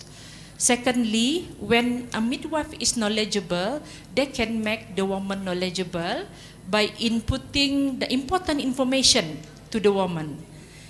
And the next one is, once we have knowledgeable midwives, they can also give advice to caregivers. Ya, seperti the husband, the mother, mother-in-law, the sister, sister-in-law. If we have knowledgeable midwife, then we can make the caregivers knowledgeable. Yeah. And of course, this should be based on evidence-based knowledge, and make sure that whatever information is delivered, yeah, to the woman. And we know that our country is moving into fourth industrial revolution, by which information is at the tip of our finger. Yeah, even while I'm standing here, I'm also using my phone. Yeah, so berarti di sana some of the information can be delivered or disseminated to women in terms of applications, ya, software. Dia boleh dibuatkan interaktif. Di Brunei kami ada, when we have COVID, remember that we have this software by which kalau kita nak pergi keluar, kita nak masuk tempat, we have to scan. Yeah? So in Brunei we have that until now, but the Brunei government has expanded it to include other health education information, so that it is interactive, yeah, in our mobile. So I believe Indonesia is also doing the same thing. Yeah, so it can be done that way. And I also know that Indonesian population are very innovative and very creative. I've got a friend in Universitas Erlangga, as I talked to Musri, Dr. Musri. Actually, I have a friend from Universitas Erlangga. You should invite him. He is top 2% scientist in the world. Professor Ferry Effendi. Yeah, so he shared with me innovation that has been created by Indonesian mahasiswa-mahasiswinya ya di Universitas Airlangga. And I also come to know that in other university in Indonesia be given a grant, they need to do innovation. So I believe Indonesians are very innovative and creative, modern Bruneian. With that, I end my presentation. Can I have my next slide? And these are my references. Next slide. Thank you very much from Brunei Darussalam. And I hope to meet you again in the future. Thank you very much, Vice Rector, Bapak Dekan, dan semuanya. Terima kasih.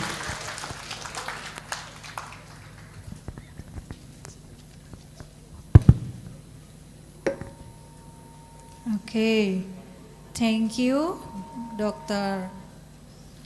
Hadiza, for the interesting presentation. Ladies and gentlemen, now we are enter the discussion session. Is there anyone who wants to ask a question here? Okay, please state your name and the origin of your institution.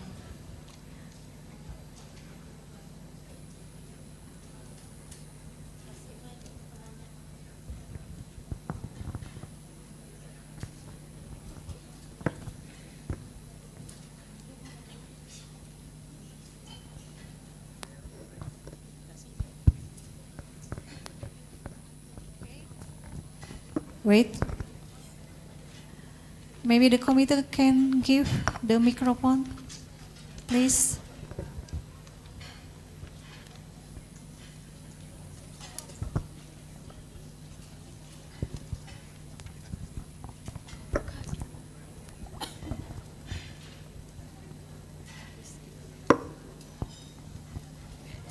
Assalamualaikum warahmatullahi wabarakatuh.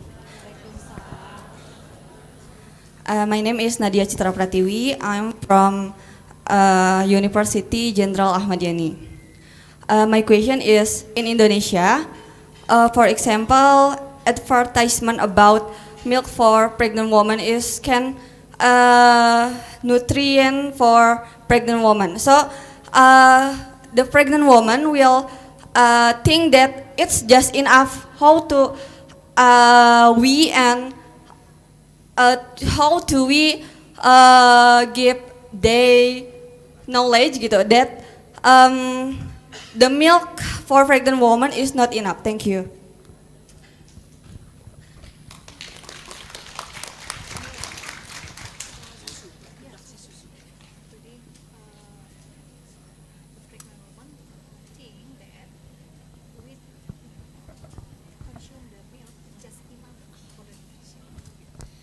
Thank you very much. That's very interesting. So you are saying that pregnant women think that if they take milk, only milk, it's going to be enough for their body. Thank you very much. That's very interesting. Maybe they think that milk is protein. Yeah, milk is protein, so it's enough. But actually, we have protein can be produced in complexities. Yeah, so. There are rich sources of protein and protein food. There are also low protein food sources. While milk contains high protein, it also contains fats. Yeah. So our job as midwives is to give the diverse food sources of that's high in protein. Ya, seperti mungkin tadi meat, chicken memang dia high in protein, ikan. We can change their perception, although it is not easy. It is not easy to change perception. If it is easy, then you don't have that problem, correct? But as a midwife, we should be resilient, we should be persistent, we should keep on giving the advice. I hope I answered your question. Thank you. Okay, thank you. Is it clear, Nadia? Okay, thank you. And one more, maybe from the Zoom meeting, maybe? Is there a question from the participant? participant from Zoom? If they're not, we can one again from this room, please.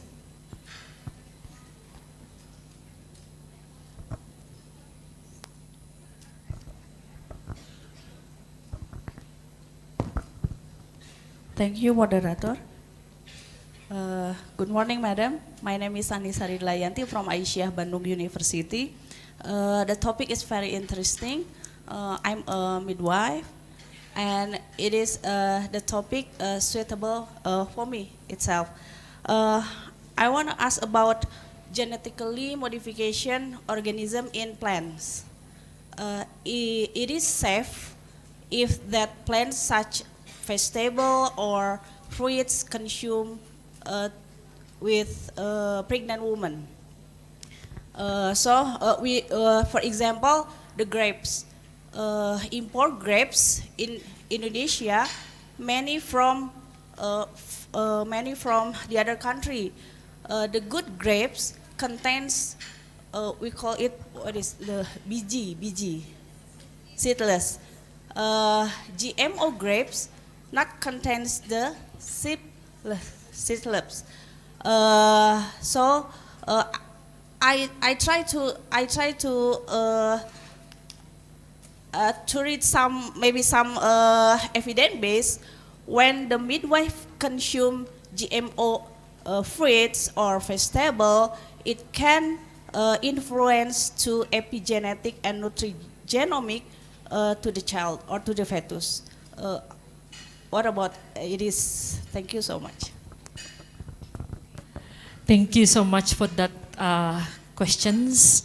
I'm afraid I'm not in the position to answer these questions, but that's very interesting, and I can see that you have an interest in scientific laboratories evidence. So I'm sorry I couldn't answer your questions, but it is interesting to conduct a study or even to find for evidence or conduct a structured review to find out whether these modified grapes can cause complications in terms of genetics or affect the baby if the mother eat. That's what you mean, right? Yeah. So I think, I'm sorry I couldn't answer your questions, but yeah, I have to be truthful rather than to make up my answer. Yeah. But it is very interesting. We should conduct a structured review to find out what are the evidence there.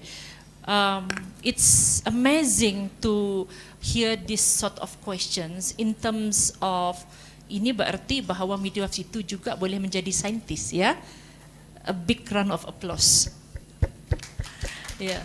So I think it needs, again, the answer is we need structured review to find out whether this study has been conducted in any other part of the world, whether whatever is modified, not only grapes, but probably durian, kan sekarang ni dah ada kawin sana kawin sini duriannya, or any other fruits.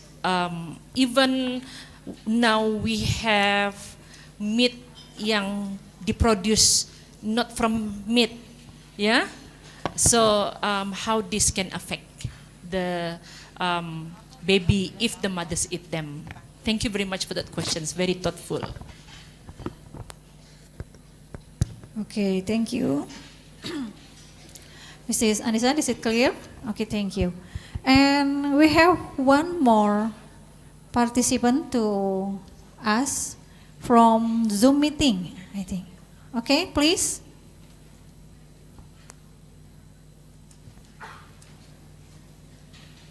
Hello. Am I audible? Yes. Mrs. Siti Nur Enda, please. Yes. Assalamualaikum, Doctor. I feel very honored to meet you, Doctor. My name is Enda, and I'm from Midwifery Department of UNJANI.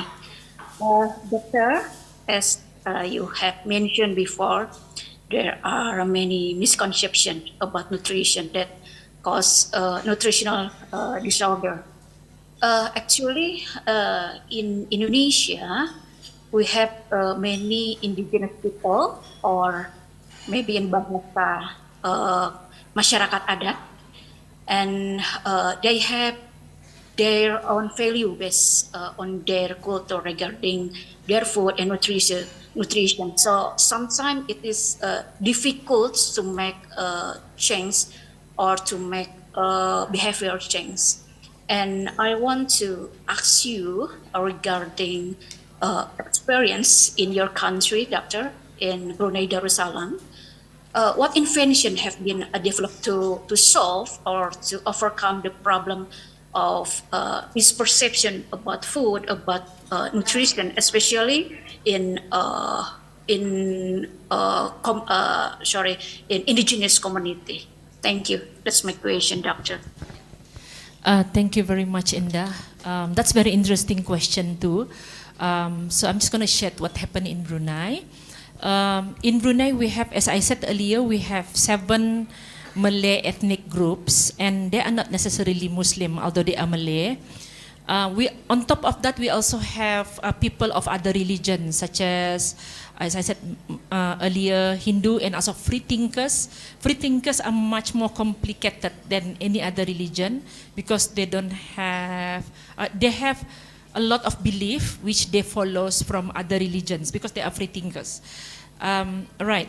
So we also have a group of people not necessarily caused by religion, but a group of people who are affected by their social circle. Like the parents said that you must eat this, because the woman misconceptions are largely affected by their culture. Secondly, is because of the people around them. What they are being told by the people around them, what are they being advised, what not to eat, what to eat. So what happened in Brunei, we target the caregivers first. Because if we target the woman, then they go back home, the caregivers will affect their mind again, will influence them again. Although it is not easy, but we try doing this, I think for the past 1 year, before COVID. Before COVID was in 2020. In 2019, we implement a health education program for caregivers. We involve the husband, and also we target the community in terms of the caregivers, in terms of parents. So what we did was to correct their mindset about healthy diet and also healthy lifestyles. So that's what we did. We show to them the food pyramid, and we also, over the past few years, also what happened was, because we now are aware that what we have been given, the advice that we have given to the woman, are mostly from the Western countries. Because this midwife that we have, we teach them using Western books. So what happened is their advice are much more Westernized. So in 2019, when we realized that this is the problem, we try to find food sources which are local and which are more tailored to the needs of the woman, more individualistic. So that's mean that there is no one-size-fit-all advice.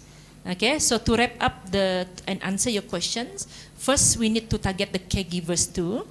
Of course, we give advice to the woman, and also in parent craft or health education classes with the woman, we bring in the husband. All right, so it is easier to give advice for those living in nuclear family, but it is not easy to give advice for those who are living in extended family, by which they are living with their parents. So I think that's from my experience in Brunei.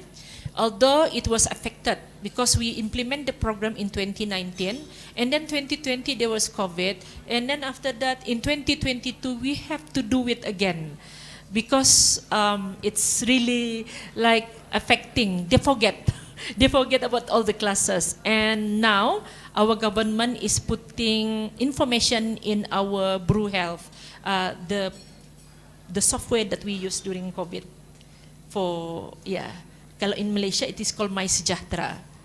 Yeah, in Brunei, it is called Brew Health. I think in Indonesia, we also have one. Yeah. I hope I have answered your question, Indah. Thank you so much for your question. Okay, thank you, Doctor. Very insightful speech. Very enhanced my knowledge. Thank you very much. Okay, thank you so much, Miss Enda and Dr. Hadiza for the answer. Okay, we have 3 questions here and it's enough.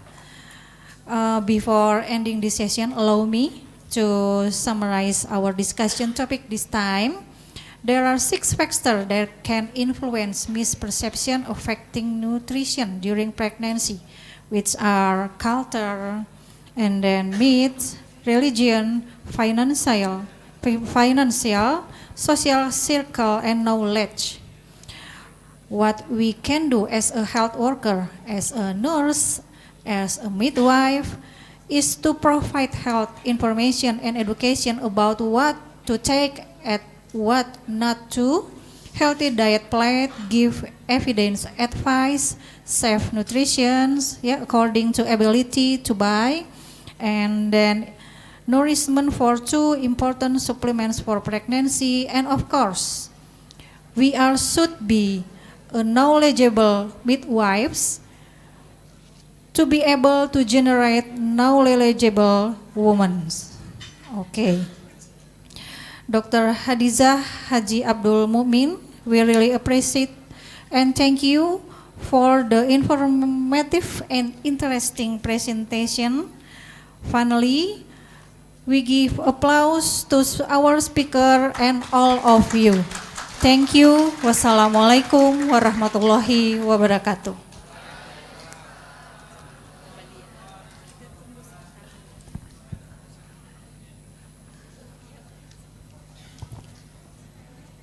Thank you to Dr. Hadijah binti Haji Abdul Mukmin and the moderator.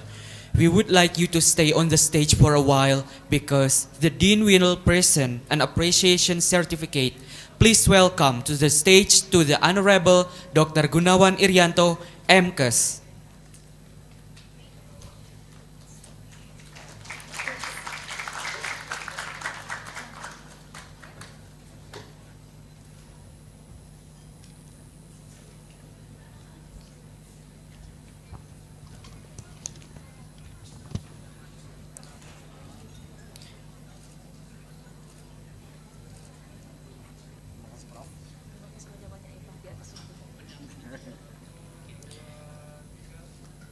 And we would also to invite all of you, the Dean, Dr. Hadijah and the moderator, Miss Flora Hani Darmawan, to pose together.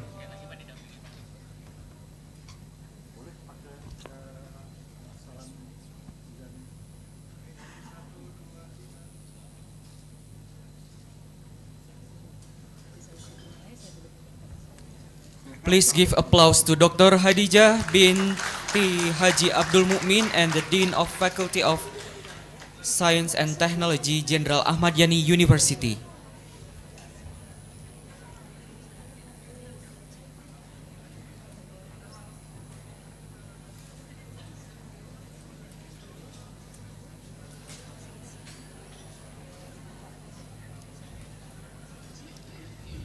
Baik, saat ini kita akan masuk ke dalam sesi door prize. Pada kesempatan kali ini, kami akan memberikan door prize kepada 2 orang pertama dengan kehadiran awal. Kami mohon untuk nama yang disebut, dimohon untuk berdiri.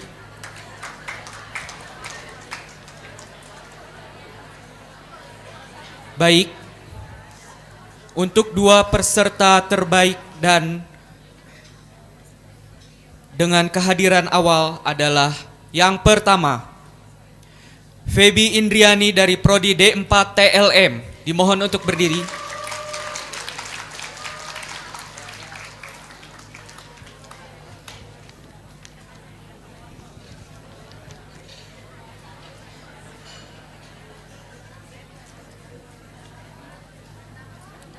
Febi Indriani apakah hadir? Dan yang kedua atas nama Deftaliani Aurora dari Prodi D3 Kebidanan. Berikan aplaus kepada 2 peserta pertama dengan kehadiran awal.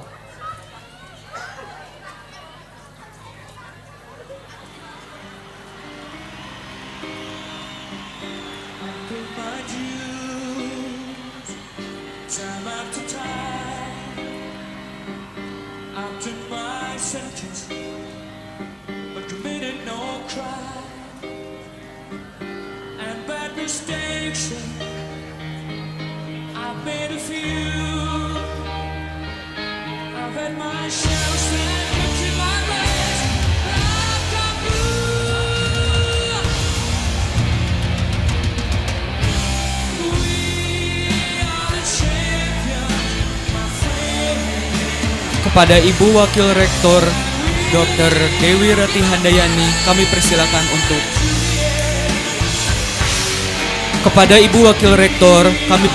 untuk memberikan penghargaan kepada dua peserta dengan kehadiran awal sebagai tanda terima kasih.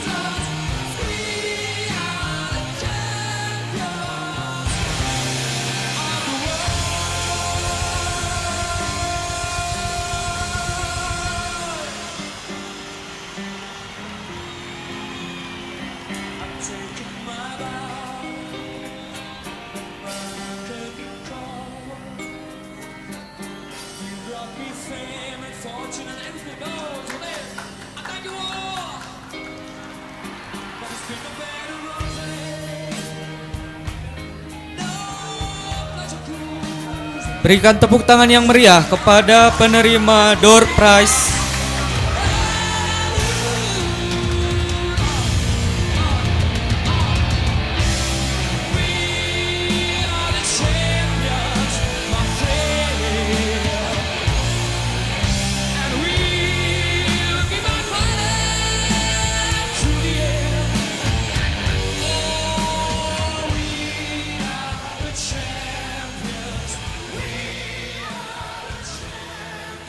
Baik, kami ucapkan terima kasih kepada Ibu Wakil Rektor yang telah berkenan untuk memberikan door prize kepada peserta.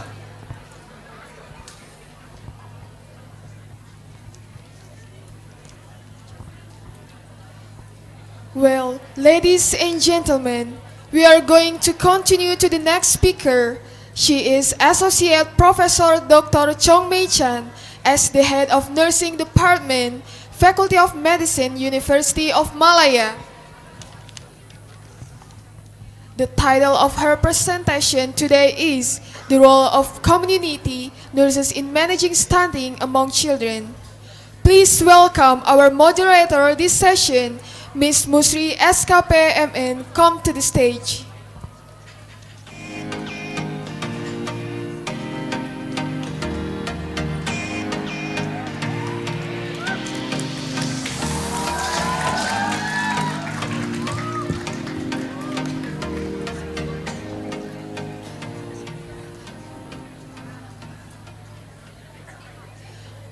Well, previously, we will read a brief introduction from the moderator. Ms. Musri Kamda, SKP MN, a lecturer at Jenderal Ahmadiyani University Nursing Department since 2014 until now. Currently, Ms. Musri is studying for a doctor in nursing the program at Selangor International Islamic University College. Ms. Musri SKP MN, time is yours.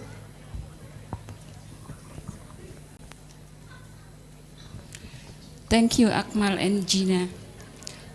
Good morning, everyone. Thank you all for finding time and joining today's fifth International Seminar on Global Health. Ladies and gentlemen, I'm Musri Kamdah. It gives me a great pleasure to be the moderator in this seminar. Dear audience, as has been announced, the 5th International Seminar on Global Health 2023 takes the big theme, Food and Nutrition Action in Health System. This international seminar is held every 2 years and conducted by FITKes UNJANI. Wait a moment.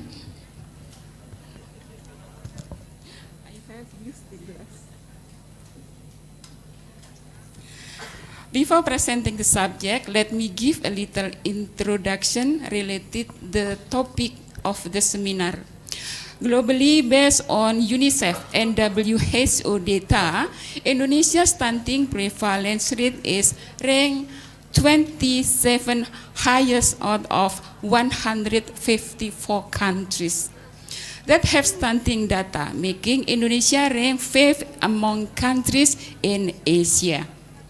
However, based on the result of survey by the Ministry of Health, it is stated that the prevalence of stunting in Indonesia has decreased from 24.4% in 2021 to 21.6% in 2022. The government continues to try to reduce its prevalence rate by targeting a reduction of up to 14% in next year's or 2024. In this seminar, we will discuss the role of community nurses and what strategies are needed to reduce the incidence of stunting with speakers who are here with us this morning. Good morning, Prof. Chang. Hello, Prof. Chang. Oh, nice to meet you, Prof. Nice to meet you too. Okay. Before she present her subject, I will briefly CV the speaker. Chong Mei Chan, PhD, is professor in nursing at University of Malaya. She has been active in the area of gerontology nursing, maternal and child health, and e-learning for over 20 years, and has been a frequent contributor to community on health promotion and social participation activities. Her international experience includes program and collaboration with Australia, China, and Indonesia. She will present the rules of community nurses and managing stunting among children for 20 minutes and continue with a 10 minutes question and answer session. Please, Prof, it's your time. Thank you very much, Ibu Musri, for your kind introduction. First of all, good morning, selamat siang, and salam sejahtera to all the rector, dean from Faculty of Health Science, Unjani. Right, I'm so glad to meet Dr. Khatijah. Virtually, hopefully, I can meet her in future. Present my talk.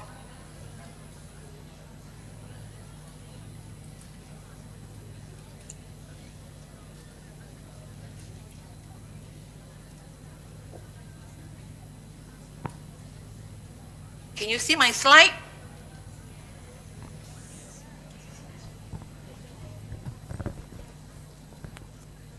Yes, Prof, it's clear. Okay, thank you. Right. So, once again, thank you for inviting me to this international seminar to share some thought over managing stunting. The previous speaker have elaborated very much on stunting, and we are told and briefed even by the two chairperson, the MC, stunting has been a very big issue, not only in Asia country, it's also happening in Indonesia. And I also do understand, in Indonesia, there are so many research, being carried out, to overcome this problem. We have heard about nutritionists, from Prof. Rino, and then we also heard about the talk by Dr. Khatijah, very much mentioning issue that there were causes stunting and how to overcome stunting, right? So beside midwife, beside the nutritionist, in overcome managing stunting, the role of community nurse is also very important, especially in Indonesia. Puskesmas have become a very important center, to overcome to managing stunting among children. Right, so all of us know, children are the future and the future pillars of the work for the nation and for the world. If they are healthy, so children are the world's most valuable resource, and it bears hope for the future. However, if stunting is the issue, so the future of children might not be there, right? So if we want a healthy future, we need to overcome stunting. Right, so I will not go through very much in detail. As all of us know, from beginning of the conference, you are exposed to a lot of data, right? So we know, from the levels and trends in child malnutrition, from the data from UNICEF, the WHO, World Bank Group Joint Child Malnutrition estimated, the key finding on 2020 edition, there are 144 million stunting cases in the world, right? And 47 million wasting, and over 38 million with overweight. This is a big malnutrition issue, all over the world, right?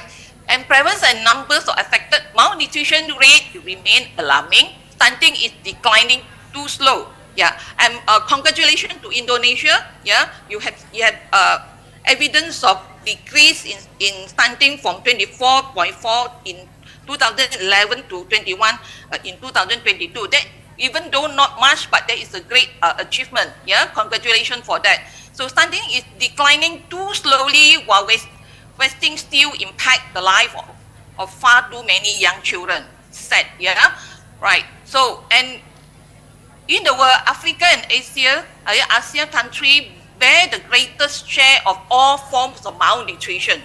Right? Most probably, it might be an issue, and it might also because the Africa and ASEAN are more highly populated compared to Western country. Right? So, knowing the issue, the stunting can cause a lot of major issue, right? So we need to know, as a nurse in community, how could we contribute, to overcome stunting problem in the community, right? So this is the outline for my presentation. Right, so I will not go through very much on this. All of us know, just a recap, stunting refers to a child who is too short for his or her age. These children can suffer severe, irreversible physical and cognitive damage that accompany stunted growth. The devastating effect of stunting can last a lifetime and even affect the next generation. It can go on and on and on. Hence, we really need to think seriously how to overcome and prevent stunting from happening. Right? So, while only about half of all children under 5 live in lower middle income, it means that countries from lower income are more prone to stunting problem. 2/3 of all stunted children and 3/4 of all Western children live there. Right. So from stunting, then we also have another issue on wasting. Refer to child who is too thin for his or her height. Wasting is the result of recent rapid weight loss or failure to gain weight. A child who is moderately or severely wasted, has an increased risk of death, but treatment is possible. If we identify and we detect early, there will be a treatment, to overcome this. Right. So prevalence and UN sub-regions, So in Asia and Oceania, wasting is putting nearby 1 in 10 children under 5 at increased risk of death, which is very serious issue. Right. And while only about half of children under 5 live in lower middle income, 3/4 of all Western child live there. Right. So we have to actually looking at it seriously. Right. So in WHO concept, a concept paper written there, stunting development, which involve, community, nation, household, and child. Right, I will go through one by one. Meaning that, in community or nation, it serves as context, the context of how stunting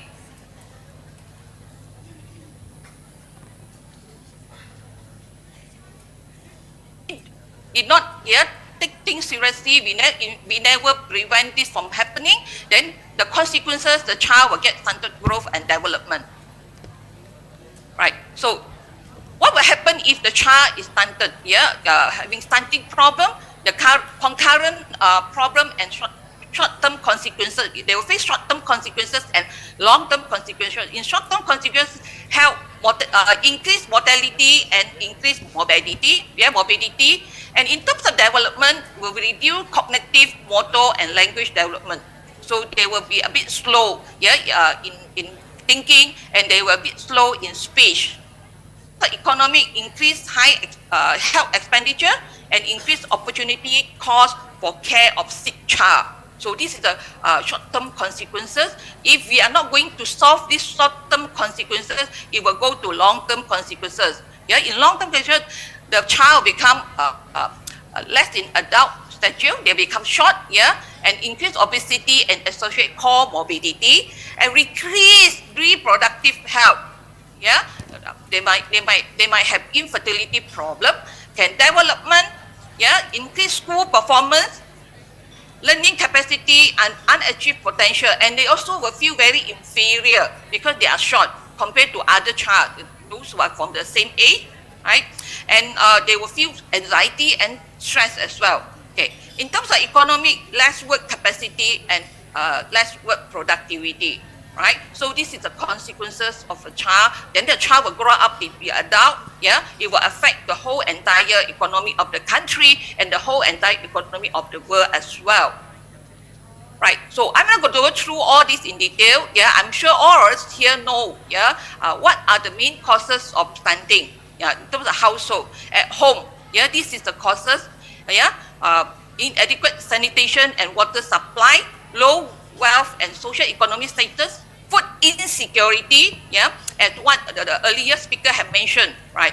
Low status of women, low caregiver education, which is very important, right? Inappropriate intra-household food allocation. So, and then in terms of poor quality of food and water safety, it is one of the main cause.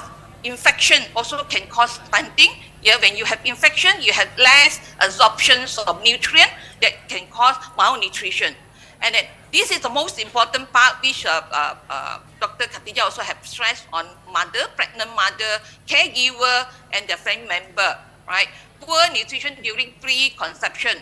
So a lot of young girls like to, on slimming program, they want to keep fit and slim, so that it's more acceptable by the society. But when you are keeping slim, you are not taking care of your diet, you don't prepare yourself for future pregnancy and lactation, which is very important.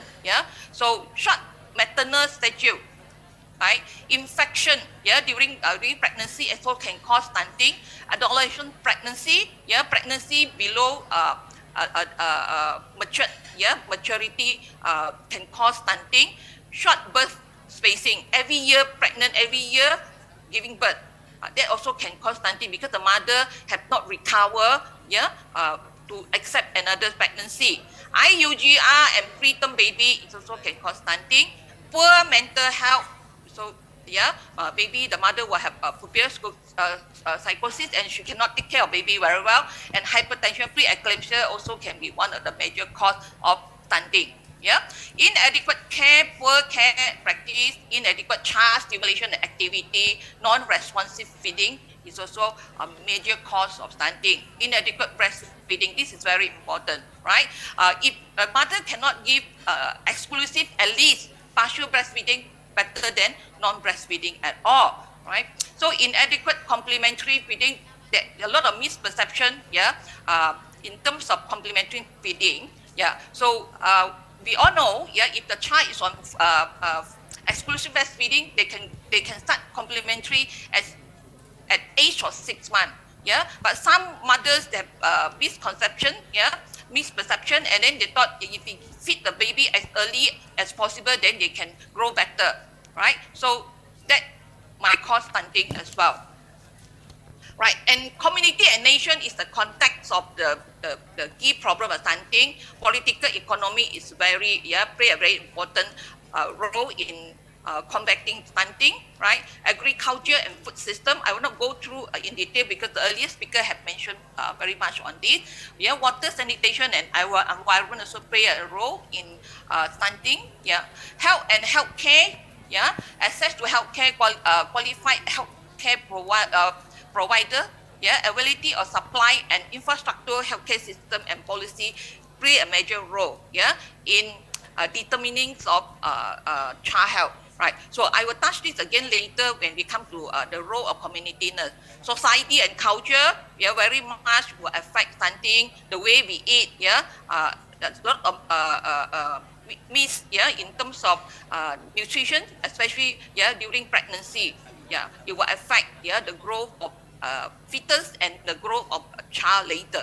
Education play a very important role, especially in terms of health education, right? And there are many ways of disseminate education. Especially we have to use the advantages of ICT as what I mentioned by the previous speaker earlier. Right, so much talking about stunting and how it happens and what is the cause and how to prevent it. Yeah, I'm sure being a community nurse, especially in Indonesia, you have so many pukemas across the country, yeah, which play a very important role in combating stunting. So I guess this is very important. Not only community nurse, even being a nurse, a midwife, or being a nurse in the hospital, we play an important role, yeah, to ensure, yeah, we can contribute into prevention of stunting or to improve, yeah, the situation. So this is a role that the midwife should play: health education and promotion. Yeah, prenatal and postnatal care, immunization program, monitoring growth and development, home visit and counseling, collaborations with other healthcare profession, advocacy and community mobilization preference system. I will go through one by one, right? So health education, all our, even you are just a nurse or you are a midwife or you are community nurse, we play a very important role to disseminate education, yeah, and play an important role to be a health promoter, right? Community nurse, educate family about importance of proper nutrition during pregnancy, infancy, and early childhood. Yeah, they provide information on the significance of exclusive breastfeeding for the first 6 months and introductions of nutrition, complementary food thereafter. Complementary food is a very important subject that we need to educate the mother even during pregnancy itself, especially for Gravida one, yeah, primate mother, right? So nurses promote the importance of balanced diet rich in essential nutrients, include protein, vitamin, and mineral. So before we can educate the mother, before we can educate the family member, so we as a nurse, we should know all this. Yeah, we should know nutrition very well, right? Right. My apologies, Professor. Sorry, your time left 5 minutes. Okay. Because of we start too late, my apologies as your time to be shorter. Right. We give education in prenatal and monitoring growth and development is our core business. Yeah, so nurses in the community, yeah, need to be expert in monitoring the growth and development. So we need to identify, yeah, the slow in growth and development and refer them and give them appropriate treatment. Home visit is another core business of community health nurse. We visit them at home and find out, yeah, the environment at home, and we find out what exactly they eat at home. Immunization program, very important. We know infection is one of the major cause of stunting, right? So we need to make sure they have good coverage so that to prevent them from infection. And when they are healthy, yeah, they will eat better, they will grow and develop better, right? Collaboration with other healthcare, with dietitian, with clinician, right? And with social workers, just in case they need help in terms of food, yeah, food availability. Right, advocacy and community mobilization. We are advocator as a nurse. We advocate, to provide knowledge, provide lack of access to clean water, and they engage with community to raise awareness about the importance of nutrition and health, encouraging community to participate in addressing stunting. Right, we are also a good reference, referral person. We community establish, maintain effective referral system to ensure that children identified as at risk of stunting receive timely and appropriate medical and nutrition intervention. So, even though we play an important role, but we also face a lot of challenge in managing stunting, such as multifactorial causes, socio-economic inequality, limited health care access, inadequate nutrition education, as we mentioned earlier, poor infant and young child feeding practice. There are lots of practice in terms of feeding diet, limited resources and infrastructure, inadequate monitoring and surveillance, in terms of stunting, climate and environmental factors, cultural belief and practice, and limited intersectoral collaboration. That will be the main challenge for midwife to combat stunting. So how are we going to solve this? We must have multi-sectorial collaboration, empower the community. We give a good nutrition education, healthcare infrastructure improvement so that everybody can access to healthcare. Monitoring and surveillance system need to be improved, as what I mentioned earlier. Mobile system, especially like for example in Malaysia we use My Sejahtera, and in Brunei they use Bru Health, right? Policy advocacy is very important. Interdisciplinary training is also important. Cultural sensitivity, the earlier speaker have covered so much on cultural perspective. International collaboration important, right? Research and innovative. For this, Indonesian shouldn't have problem because I go any university, they would have research on innovation in terms of how to overcome stunting. Congratulations for that. Registration and regulation is also important, especially in terms of food safety. So, if we can have play a good role as a community nurse, and with the help from other professional, so stunting is challenging health issue, but it will impact on the future of the nation and world. Community nurses play an important role in preventing and overcome stunting, to ensure healthy children and powerful pillar of the future, right? So we shall work together and overcome it. And what Ibu Muslim have mentioned, there is the improvement, in reductions of the rate of stunting. If you work harder on that, and work smarter and have a better collaboration, I guess, we have a better dropping our number in stunting in the next few years. Right? So this is a reference.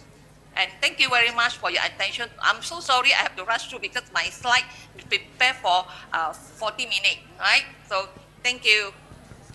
Thank you, Prof. It's a great presentation. Now we continue with Q&A. For audience, if would like to ask, please raise hand and state your name and institution. Okay, please. One question from you, Prof. Bismillahirrahmanirrahim. My name is Faisal Dari. I'm from Universitas Jenderal Ahmad Yani University. I have a question for you, Miss. The question is, stunting is generally experienced by the lower class due to lack of intake or nutrition.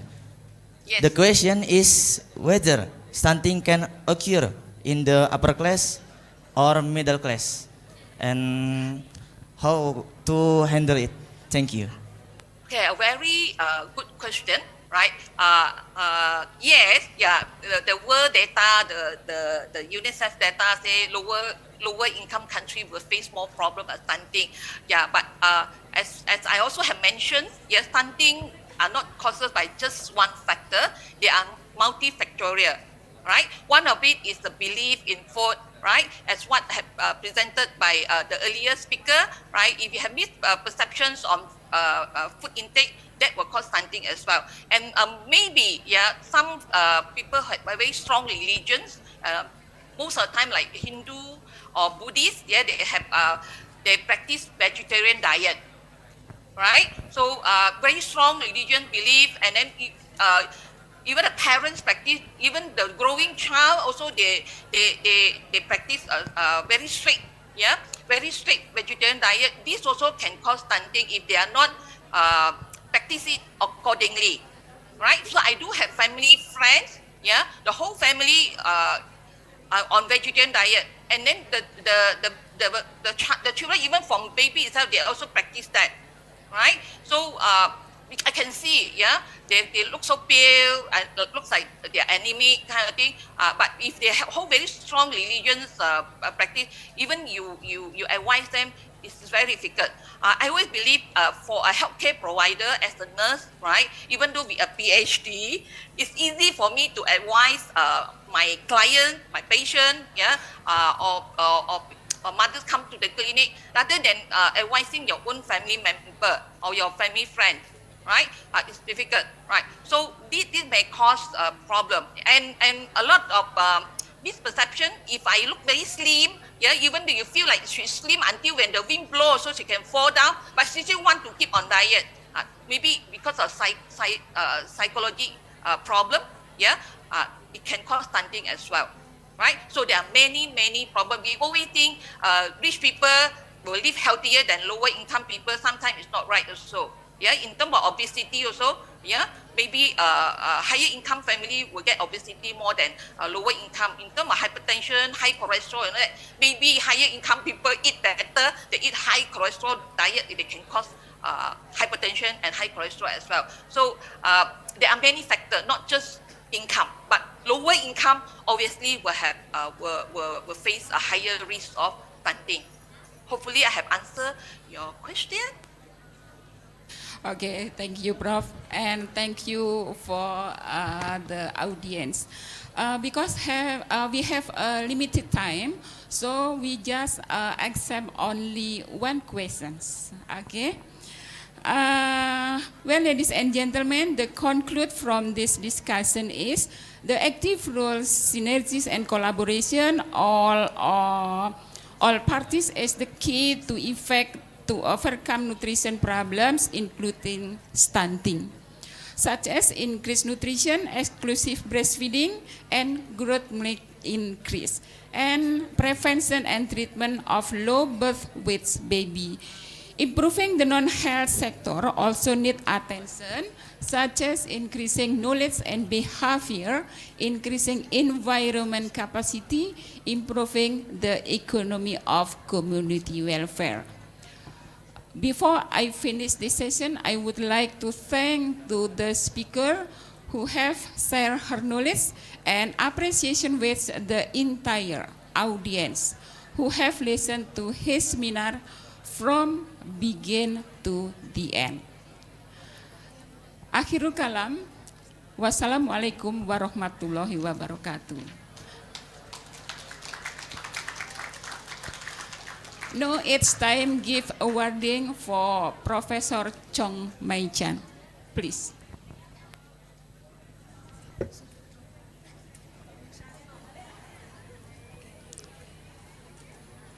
Thank you, Associate Professor Dr. Chong Mai Chan. As an appreciation of Faculty of Health Sciences and Technology, we would like to present the certificate for you. Here is the certificate. Once again, thank you very much to the Rector Dean from Unjani for inviting me for this session. Thank you very much. Thank you, Professor Dr. Chong Mai Chan. Thank you, and we will send the certificate to your email.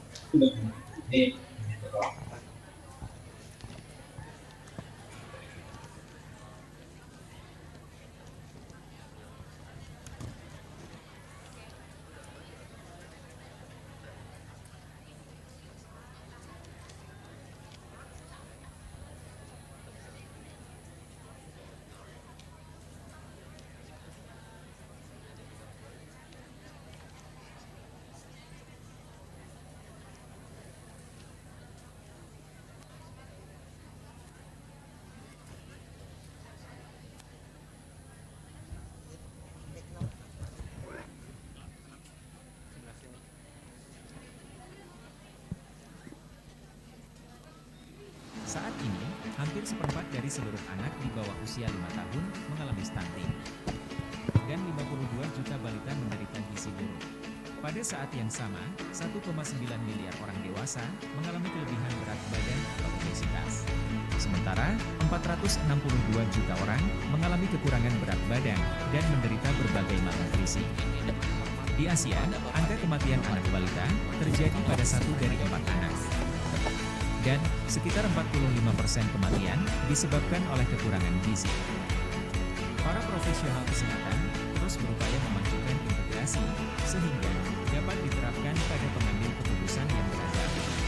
Integrasi intervensi pangan dan gizi ini dapat memberikan harapan besar dalam reformasi kesehatan dan sistem pangan yang lebih luas dalam jangka panjang.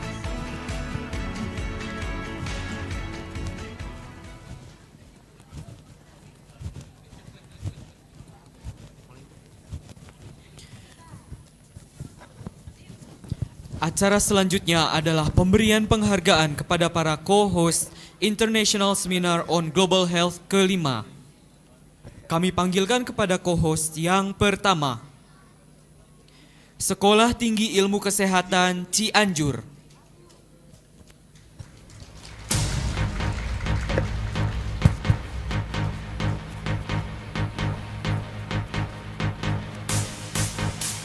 Berikan tepuk tangan yang meriah untuk perwakilan dari Sekolah Tinggi Ilmu Kesehatan Cianjur.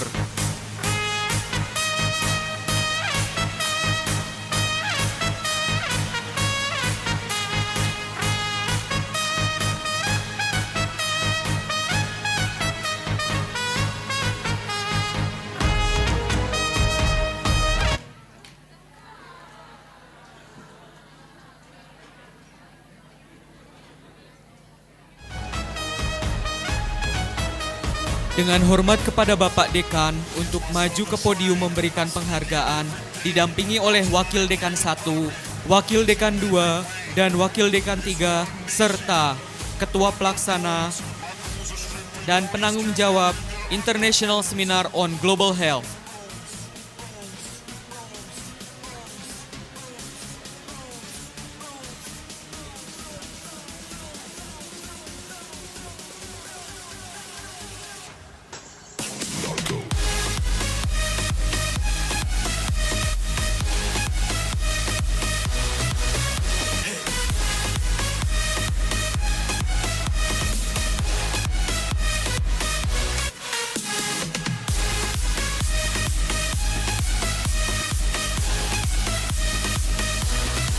Kepada Bapak Dekan, Wakil Dekan 1, Wakil Dekan 2, Wakil Dekan 3, Ketua Pelaksana dan penanggung jawab International Seminar on Global Health, kami mohon untuk tetap berada di atas podium untuk melakukan sesi foto bersama dan melanjutkan kegiatan parade co-host.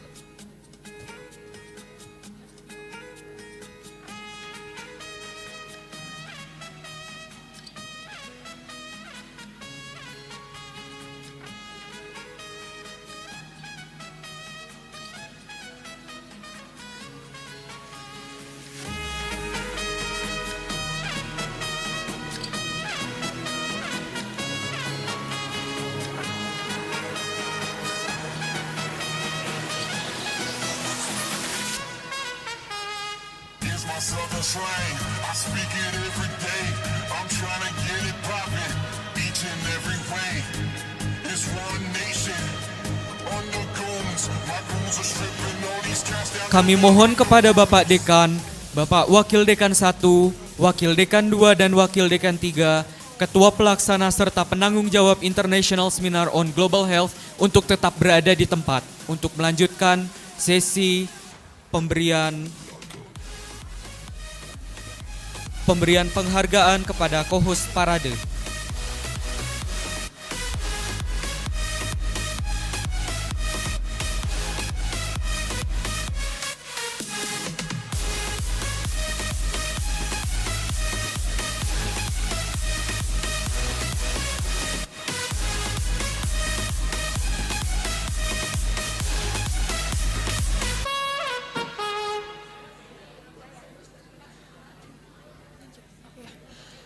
Selanjutnya, kami panggilkan kepada co-host yang kedua, kepada Universitas Aisyiyah Bandung. Berikan tepuk tangan kepada perwakilan dari Universitas Aisyiyah Bandung.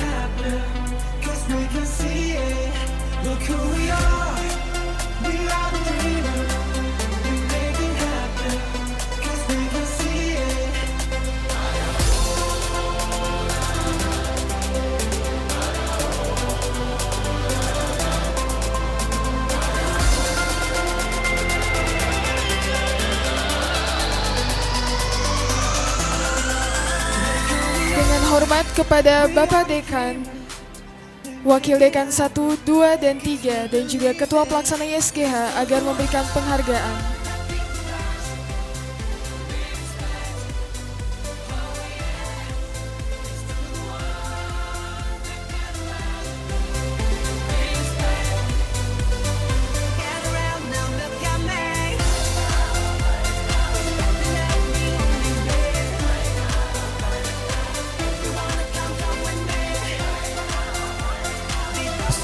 Berikan tepuk tangan yang meriah untuk perwakilan dari Universitas Aisyiyah Bandung.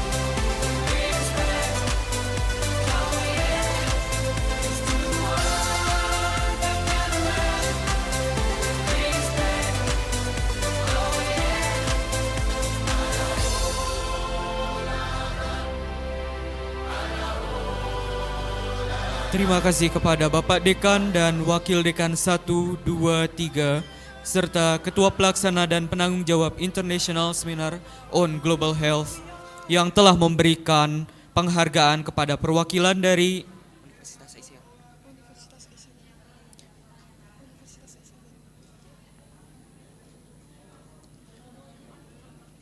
Kami mohon kepada Bapak Dekan, Wakil Dekan 1, Wakil Dekan 2, Wakil Dekan 3, Ketua Pelaksana dan Penanggung Jawab International Seminar on Global Health untuk tetap berada di podium. Yang ketiga, kami panggilkan perwakilan dari Universitas Bhakti Kencana. Berikan tepuk tangan yang meriah untuk perwakilan dari Universitas Bhakti Kencana.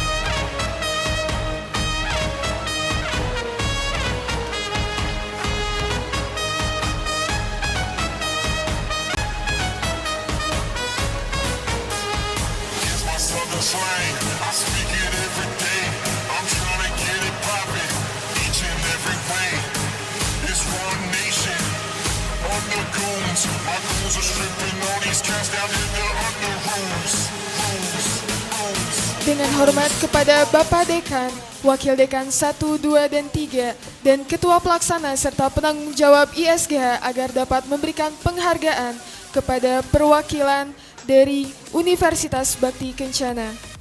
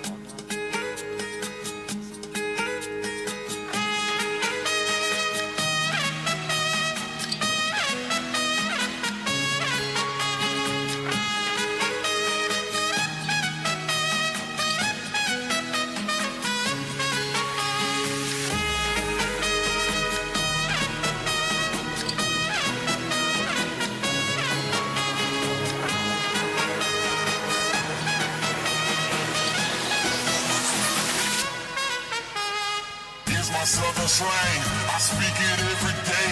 I'm trying to get it poppin', each and every way. It's one nation, under goons. My goons are stripping all these cats down there, they're under rules.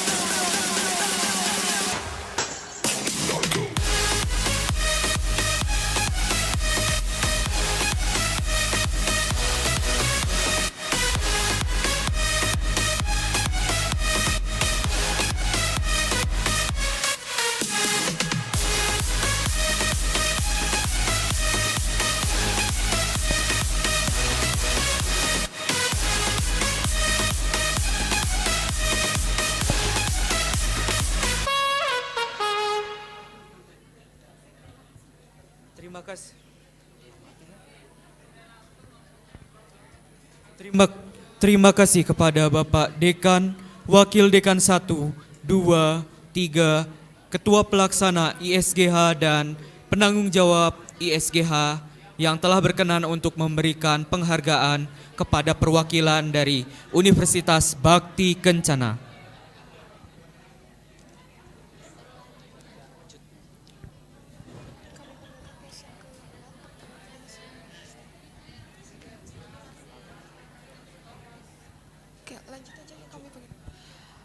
Selanjutnya kami panggilkan kepada co-host yang keempat, yaitu Universitas Bani Saleh. Berikan tepuk tangan yang meriah untuk perwakilan dari Universitas Bani Saleh yang datang dan hadir dalam Zoom.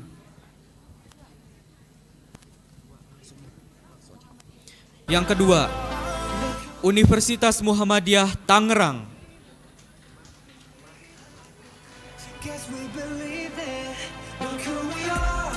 Selanjutnya, Akademi Keperawatan Iskandar Muda Banda Aceh.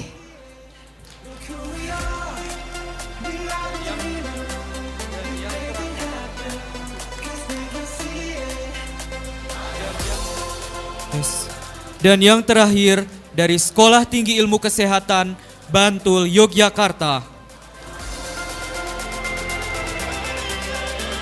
Kepada perwakilan universitas yang hadir secara online, kami berikan sertifikat penghargaan dalam rangka International Seminar on Global Health kelima.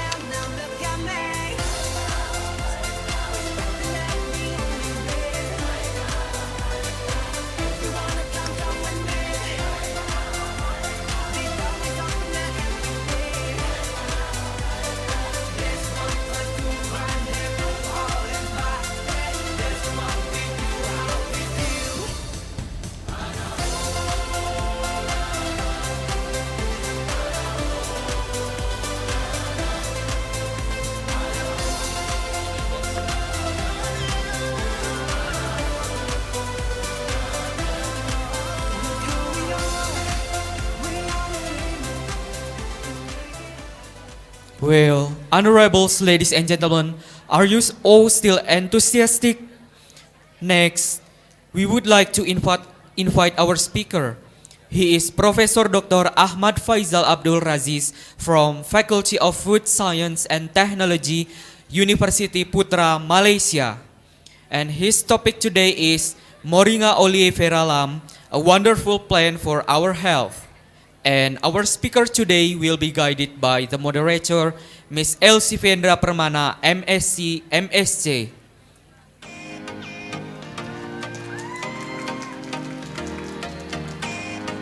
And I will read the curriculum vitae of Mrs. Elsie V. Permana. Mrs. Elsie V. Permana, a lecturer at the University of Jenderal Ahmad Yani, brings a wealth of expertise to the Department of Medical Laboratory Technology, specializing in the dynamic fields of toxicology, biochemistry, and instrumentation. Elsie is a dedicated educator with a passion for unraveling the intricacies of how substances interact with biological systems.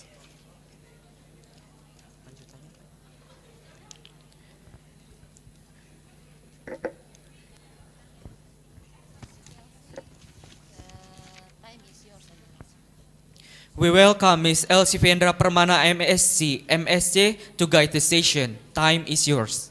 Alright, thank you so much Gina and Akmal. Bismillahirrahmanirrahim. Assalamualaikum warahmatullahi wabarakatuh. Good morning ladies and gentlemen. Are you still here? Okay. So it's truly an honor to assist you here in this 5th international seminar on global health. So now, please let me introduce our third speaker. His name is Associate Professor Dr. Ahmad Faisal Abdul Aziz. Professor Ahmad Faisal currently holds some significant position at both the university, at national and at international levels. He's head of Natural Medicine and Products Research Laboratory, Institute of Bioscience. So Professor Ahmad Faisal earned his PhD on food technology from University Surrey in the United Kingdom, and his master degree on recombinant technology in the University Putra Malaysia, and his bachelor degree also from UPM. And Associate Professor Dr. Ahmad Faisal Abdul Raziz started his career as an academician in the Department of Food Science, Faculty of Food Science and Technology, UPM, since 2012. Professor Ahmad's contribution to the performance of his faculty is enormous and outstanding. Besides research, publication, and supervision, he has been active in teaching and learning activities. He has been teaching 10 subjects. He does score 4 and above 5 in most teaching assessment of these subjects. In addition, he also been involved in development of new programs and curriculum reviews at the faculty level. Ahmad Faisal is an active researcher in the field of food technology, as evident of his recent achievement when listed among world's top 2% scientists in single year 2023 by Stanford University, and involvement in more than 20 grants, including 4 international grants, namely Hubbard-Korean Partnership, France, Malaysia, Hibiscus, the World Academy of Science, UNESCO, Southeast Asian Regional Center for Graduate Study and Research in Agriculture, and a grant funded by the International Atomic Energy Agency. So this one is one of his most prestigious grants, obtaining 280,000 euros, which is equal to 4.7 billion rupiah, 4,7 M grantsnya. That's an enormous number of fundings, I would say, besides his other 9 fundings in this year. And Prof. Ahmad has published 100 articles in high-impact journals from well-established publishers like Springer, Elsevier, Taylor, Francis, Wiley, Frontiers, and MDPI, with more than 70% in Q1 and Q2 journals. He also had 3 patents in Malaysia, 1 copyright, and 4 books chapter published in Springer, Elsevier, and Wiley Beckwell publisher. So as for today, Prof. Ahmad's high index corpus reached 33 with I-10 index of 68 and citation of 3,593. And Professor Ahmad Faisal had won numerous international and local awards. He won a silver medal in the International Innovation and Technology Exhibition and Innovation.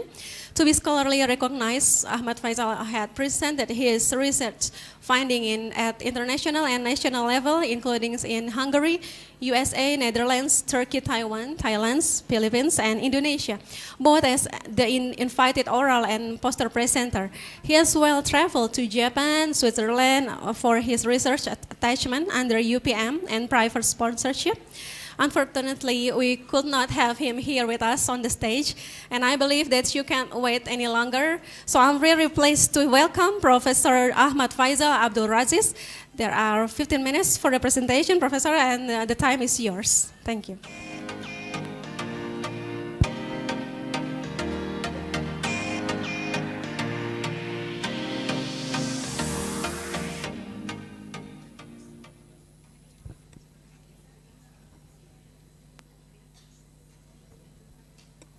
Professor Ahmad, excuse me, could you hear us? Yeah, I can hear All you. right, thank you. Let me share my slide first. Everybody can see my slide?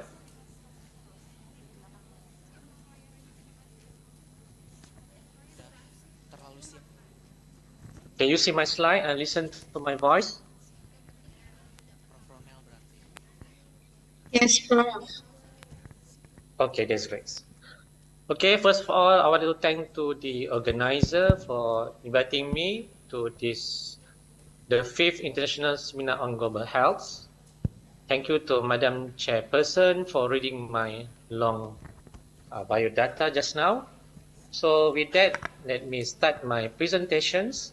So the topic that I propose to speaking on today is Moringa oleifera lam, a wonderful plant for our health.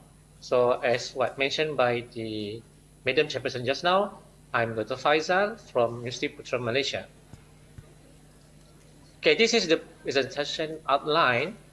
I will briefly introduce to my topics, followed by highlighting on the nutritional composition of the plants, the health benefits. I'll be talking on the safety as well as the toxicity studies with regards to the plant, followed by the conclusions as well as the references.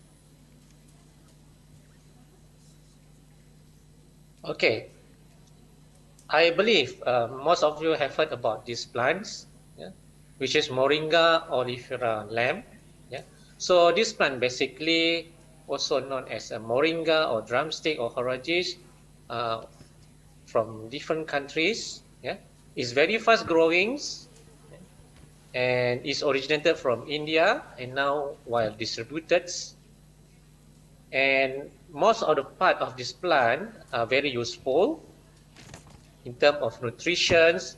It's used as the food supplements and utilized in food in developing and underdeveloping countries in the form of soup, salad, or herbal tea. And every part of this plant has been used in medical treatments. Some of disease that has been used is diabetes mellitus, high blood pressure, arthritis, joint pain, anemia, headaches, epilepsy, and several infection disease. Okay, I think this is in line with the theme of the conference today on the foods, nutrition, malnutrition, diet insufficiency. Talking about moringa, the plant is actually considered or classified by international agency as a superfood. Why this plant has classified as superfood? Because it's rich with macro and micronutrients, and this plant is can encounter the issues with the malnutrition, stunting, slow in growing, because as you can see, it's rich with vitamin, minerals, and iron, proteins, so on and so forth. Okay? So it's widely used because of the nutrient contents, including the vitamin, as what I mentioned just now, amino acids, mineral, fatty acids, antioxidants, yeah? As well as it also contains steroids, carbohydrate. So this plant is good to be consumed as it's rich with the macro and micronutrient component, which can encounter issue with malnutrition, as what I mentioned just now. On top of that, this plant also rich with phytochemical compositions, which we believe phytochemicals are very useful and reimbursable for the health benefits. Yeah? As you can see, the table that I'm showing now, each part of the plant has a phytoconstituent, which contribute to the health benefits. For example, as you can see, the leaf contain isocyanates, the stem contain vanillins, root contain beta-glucosolates, the gum contain galactose, the pod contain the phytoconstituents, and the seed itself contains vitamin A and others phytonutrients. So we can imagine that this plant, other than macro and micronutrients, is also rich with the phytochemical, which is responsible for the health benefits. My next slide is showing how the nutritional composition present in the plant is very wonderful for our health. As you can see, the composition of the plant, the nutritionals, has an effect on the antioxidant, anti-inflammatory, diabetes mellitus, wound healing, anti-cancer, cardioprotective, neuroprotective, anti-cancer, anti-asthma, anti-hypertension, hypertension, and immunity. My slide later on will be discussing on the effects in details. So in general, as you can see, the image that I have, about health benefits of the plants, has wide range of antioxidants, antibiotics, and nutrients. So our group has published a review papers with regard to this plant. So it provides energy, it protect from the gastric ulcer, improve our moods, mind focusing, is killing cancer cells, is reduce blood pressure, reduce weight, so on and so forth. Okay, let's see what are the effects of consuming this plant. I believe Indonesian call this plant as a kelo. Kelo. In Malaysia, we also call the plant as kelo, somehow moringa. So basically, this plant, as I said, it has its health effect on our health. It has antioxidant effects, particularly the leaf has show the greatest antioxidant activities. And then it also has anti-inflammatory effects. It can reduce the severity of inflammation of the disease associated with diabetes, obesity, as well as its anti-apoptotic effects, particularly on the cancer cells, as well as other tissues.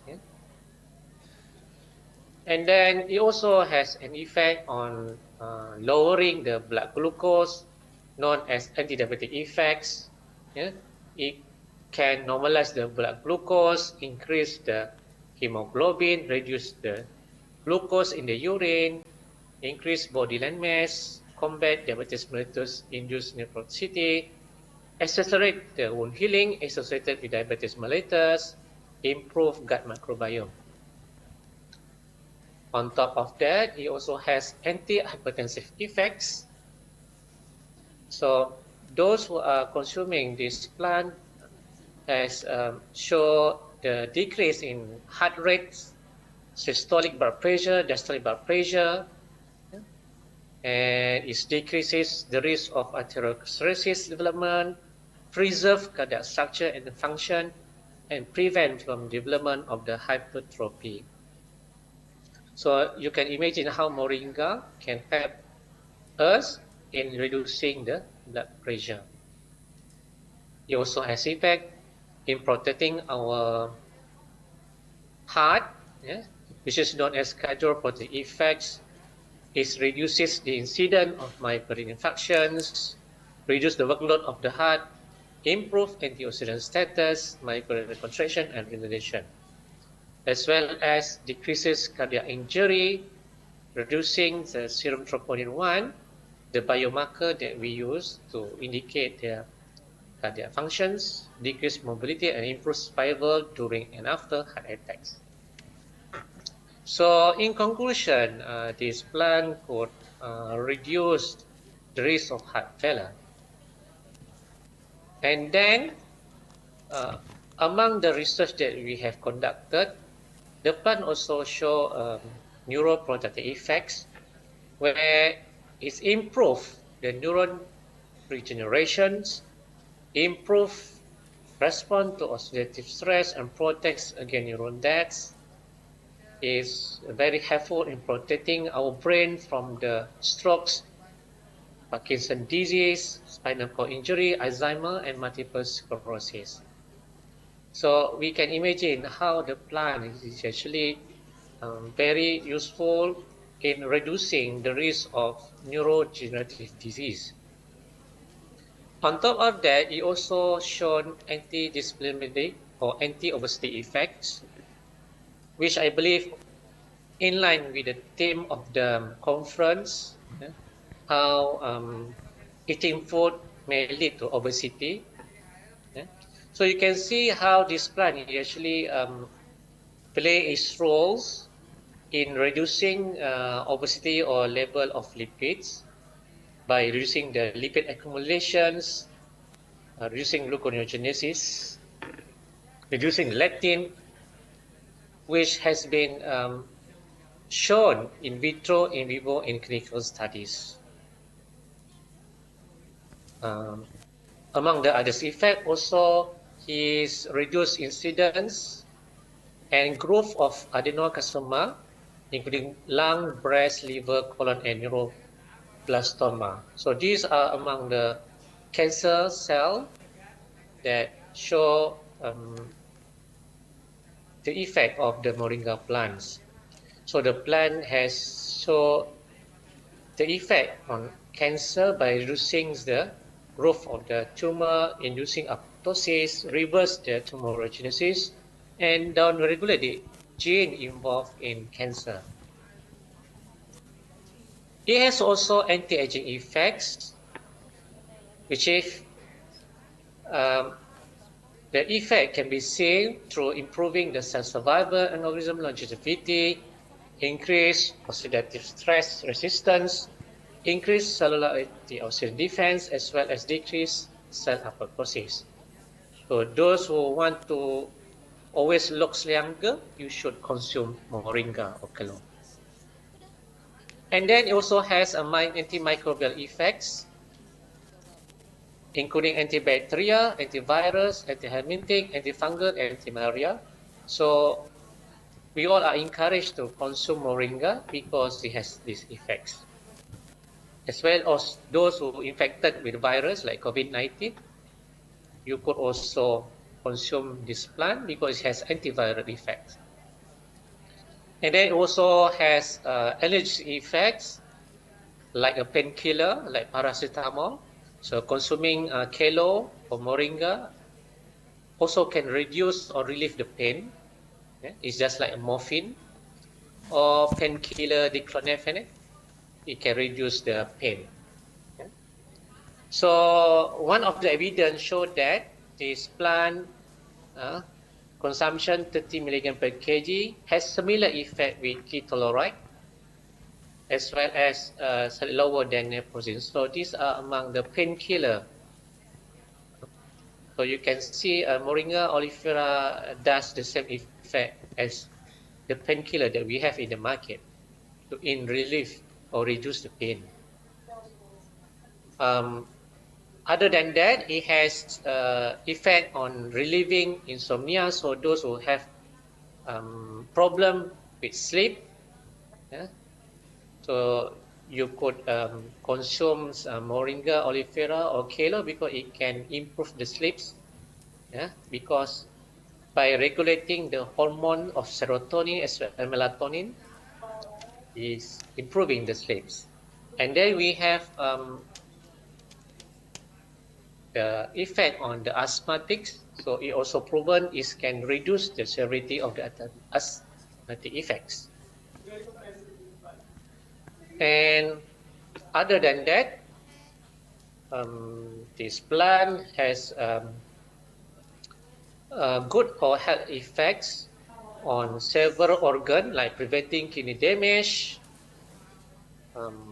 promoting healing of acute or chronic gastrics and duodenal ulcers, decrease the risk of joint disease like rheumatoid factors, reduce pain and swellings. And of course, most of us wonder whether consuming this plant is safe or not, whether it's toxic or not. So what has been shown by Adepo et al. 2015, Moringa oleifera at 200 to 800 milligram per kg reported to be safe. The toxic effect only presented above 1,600 milligram per kg. So you can imagine consumption of this plant is safe. And there are some studies show that long-term consumptions of the Moringa oleifera may lead to hypothyroidism with goiter, but it has to be high consumption for long-term, which is above than 2 months. In general, it's reported to be safe consumed in humans. Of course, more research needed to ensure the safety or toxicity of this plant. As for the conclusions, WHO has proposed the utilization of plant-based bioactive compound for the development of new drugs, particularly Moringa oleifera or Kelo in various diseases. As you can see, it can be a good drug lead in the pharmaceutical industries, but the standardizations and modification of plant to ensure genetic improvement and conservation is very important to ensure the plant is sensitive.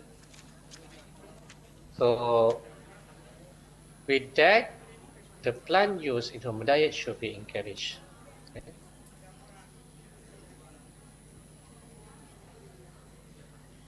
Okay, so as for the conclusion, this is the benefit of the organic moringa.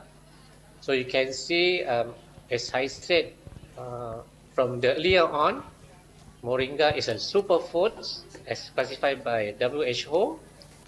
It's a wonderful plant with many health effects. With that, I end my presentation. Thank you.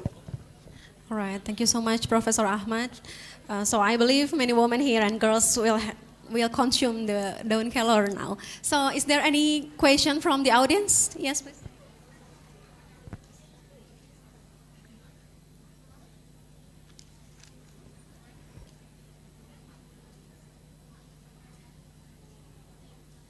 Assalamualaikum warahmatullahi wabarakatuh. My name is Oktavira Ramadhani.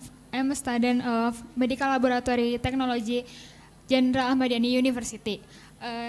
My question is, based on what has been explained previously, moringa leaf have many functions for our body, one of which is to prevent kidney damage. But if we consume moringa leaf in the recommended dose, but consume it for a long time, is there a possibility that it will affect kidney health?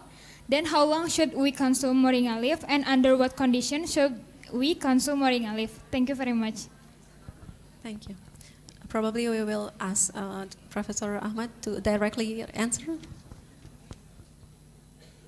Okay, thank you for the presentation. Thank you for the question just now. Such a good questions. It's always an issue with regards to the consumption of herbal plants on our kidney. So, of course, as what has been reported, and I also have mentioned just now, long-term or high consumption of herbal plant could lead to kidney damage. So, with that, we were encouraged to consume in moderation. Of course, as what I mentioned just now, the consumption in between 200 to 800 milligram per kg is considered safe, but continuous consumptions or prolonged consumption may lead to organ failure, as what mentioned just now, is a kidney damage, because it may contain alkaloids, it may contain other phytoconstituents or phytochemicals. But the idea is consume in moderation is very important. The same goes if you consume sugary food or if you consume food rich with carbohydrates. We cannot consume too much because sugary food may lead to high in glucose levels. Even consume food high with carbohydrate may lead to diabetes. So the point here is, the take-home message here is we must consume in moderation. All right, thank you, Professor. I hope I answered the questions.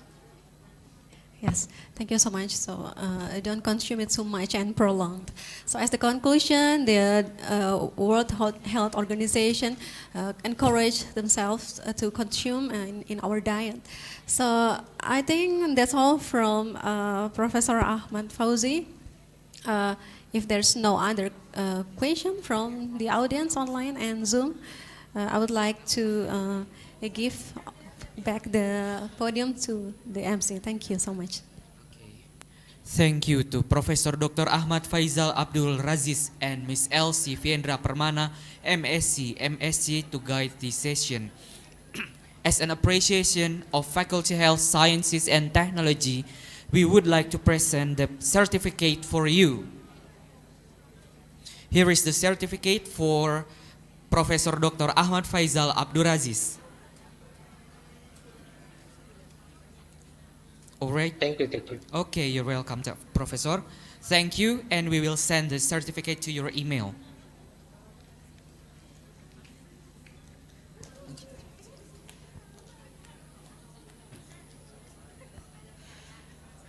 The honorable distinguished guests, ladies and gentlemen. Now we are moving to the last speaker. He is Professor Ronald D. De La Rosa, PhD, DNM, DPA, Dean School of Public Health and Community Development, Bataan Peninsula State University, Philippines. His topic today is the challenge of urban health in Indonesia and the Philippines. This last session will be guided by the moderator, Ms. Susilawati, SKM, M.Keb. We welcome Ms. Susilawati, SKM, M.Keb.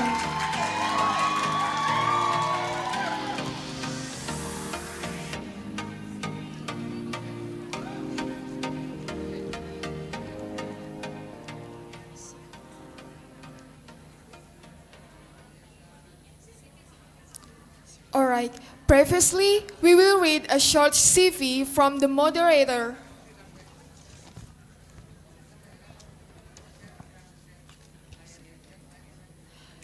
Ms. Susilawati, SKM, M.Keb, a lecturer at the Jenderal Ahmadiyah University Public Health Department.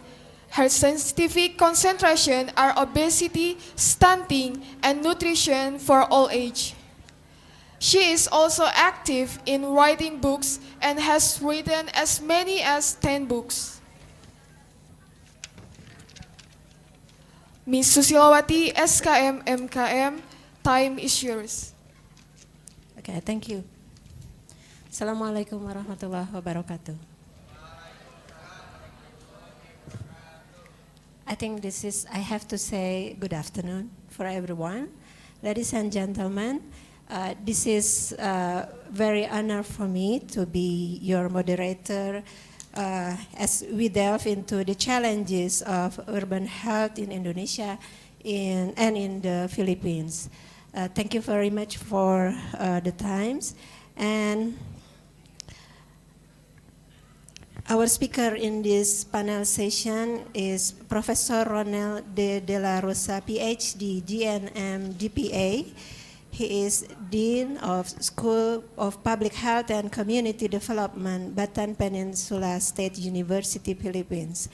And he brings a wealth of experience in management, nursing, and then administration, public health, and also mental health. Okay, we will invite for Professor Ronald D. De La Rosa. Professor.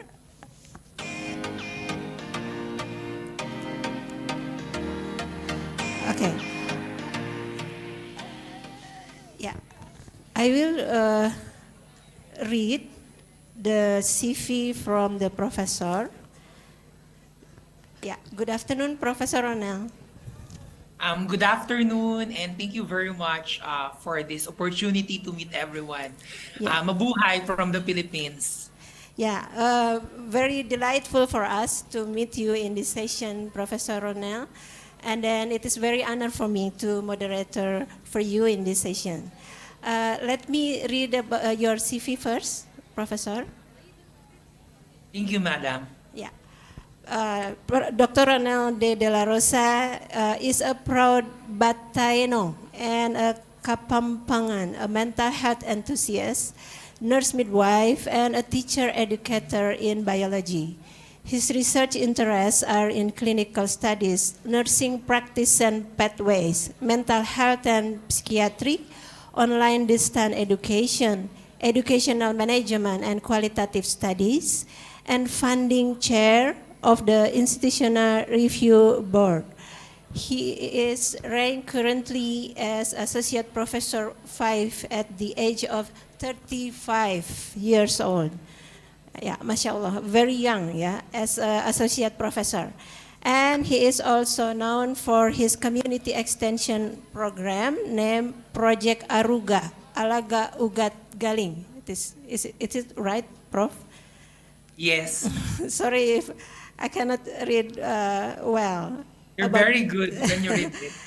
He is also known for community extension program named Project Aruga, community-based mental health program in the province of Bataan catering the mental health need across all profession and addressing concern of the university adopted communities on mental health psychiatry.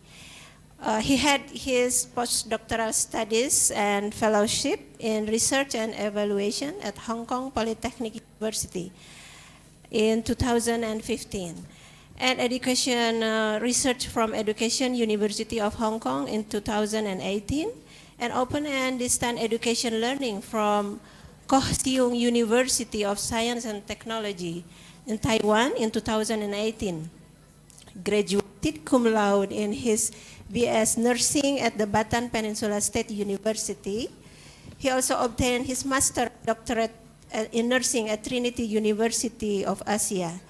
And he also took his PhD at the De La Araneta University, and also completed his master in community development at Bank University, Open University, and Master of Science in Nursing, major in gerontology, Cebu Normal University, and also Master in Public Health at the Our Lady of Fatima University, Manila, an academic requirement for his Master in Distance Education at University of the Philippines, Open University. Dr. De La Rosa is the recipient of the 2019 Outstanding Professional Nurse by the Philippine Nurses Association in Central Luzon, Philippines. He was the former and the youngest dean of the graduate school,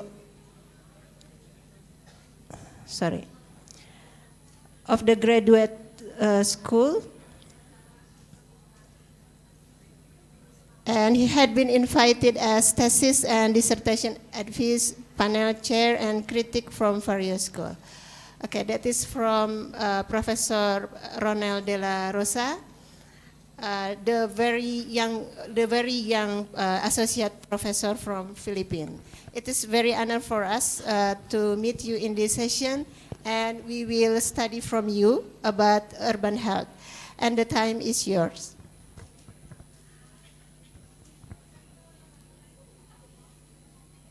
Professor Ronel?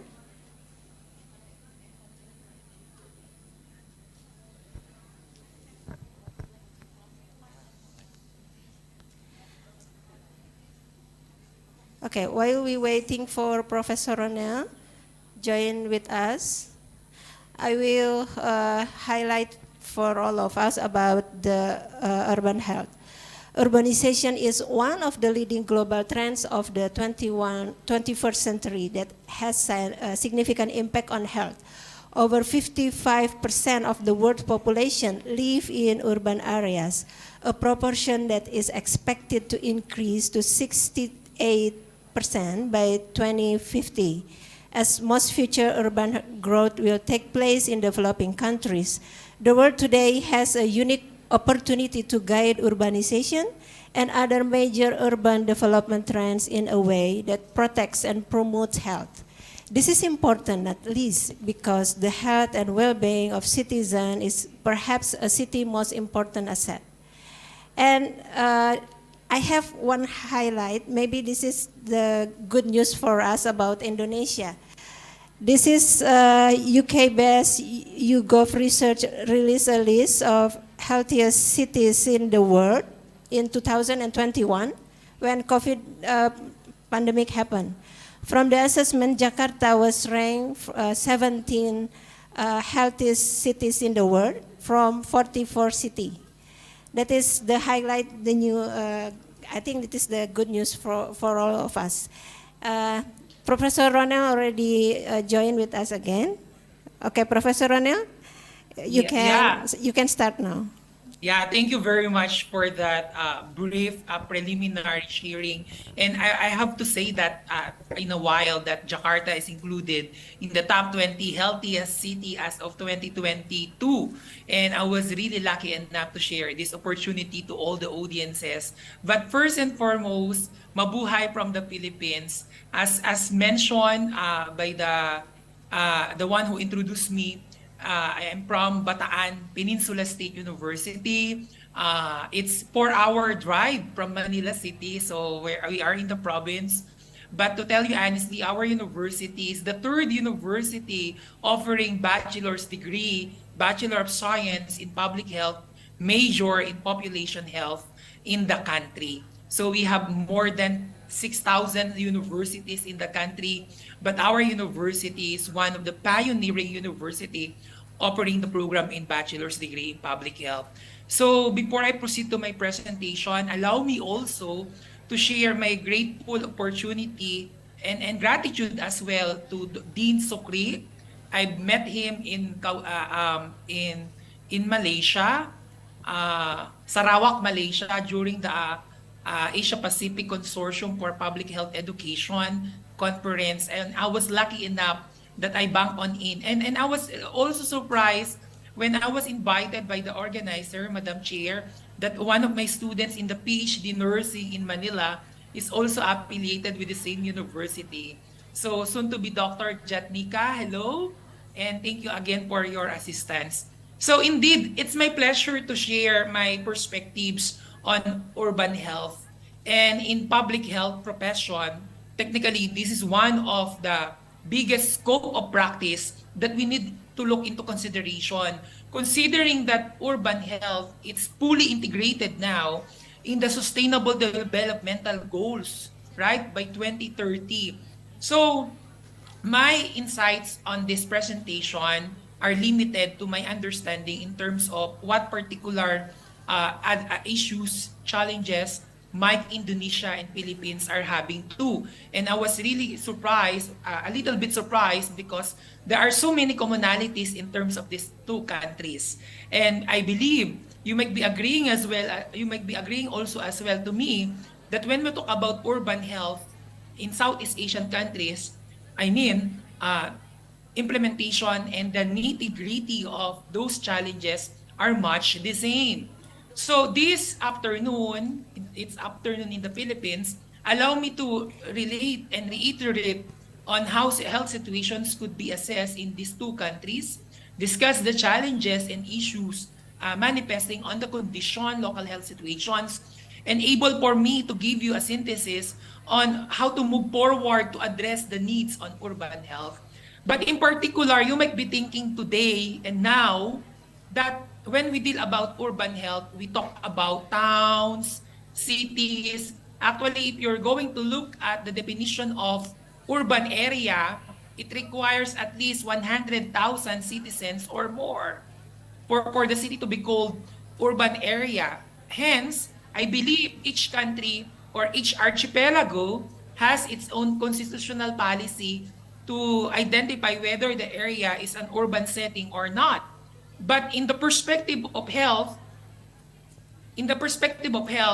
whenever we talk about urban health, we refer to the status and health concerns that this certain population in urban area needs to. And that's clearly defined in the Oxford Dictionary.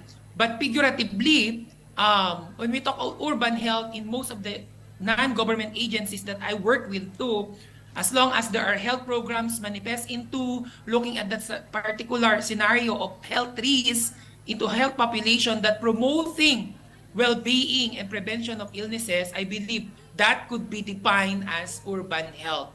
But let me ask you now, my dear colleagues, students, and administrators of different health agencies and educational institutions, before we assume that the community or a city is healthy, maybe we might be thinking that is the city a smart city, or what makes that urban city a smart one?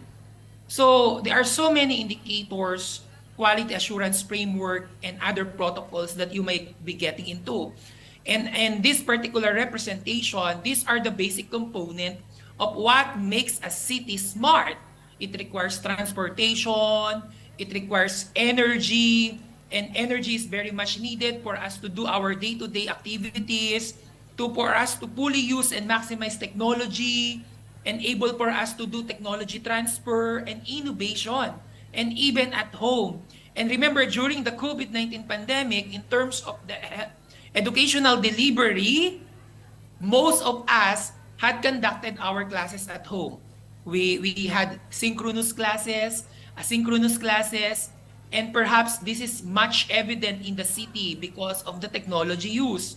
And those who lives outside the city are quite challenged to access internet or perhaps Wi-Fi connection or other form of technological connectivity. In addition to that, what makes a city, perhaps what makes a city a smart city, perhaps it must be accessible. So through public transport and other public services it offered to. And you will be agreeing with me, my dear colleagues and students, that health is one of the major variable for you to call a city a smart one. So hospitals are evident, clinics are existing, there are enough and adequate manpower, there are schools that are offering degree in health, and there are also support services that the local government units are sharing into. Okay, so allow me to share the top 10 healthiest city in the world according to CNN by 2014. And when you will be reading more literature now, most of these top 10 enlisted cities are still the top 10. So based on this particular article, Copenhagen, Denmark is the top one, and even up to now, majority of the resources that I have viewed are stating that Copenhagen, Denmark is the top one city, healthiest city. Second to that is Okinawa, Japan. And third to that, Monte Carlo, Monaco. So I believe Jakarta City is included in the top 20. Sadly, Manila City is not included, the capital of the Philippines, in the healthiest city. Maybe for so many reasons that I will be sharing later on. So in that particular aspect of understanding, you might be thinking now, if a city is a smart city, what about, therefore, equated as a city, as a healthy city? So come to think of it now, Bandung, I'm not quite familiar if Bandung is a city, but is Bandung a healthy place or a healthy local? Or Manila, is it a healthy city? So come to think of it now, what are the needs of these cities? What are the needs of these urban settings? So keep in mind, healthy cities are not born overnight. What does it mean? We cannot improve a city to become healthy just an overnight because we do not have a magical power. But at the end of the day, it requires partnership, collaboration, multi-stakeholders involvement, and governance.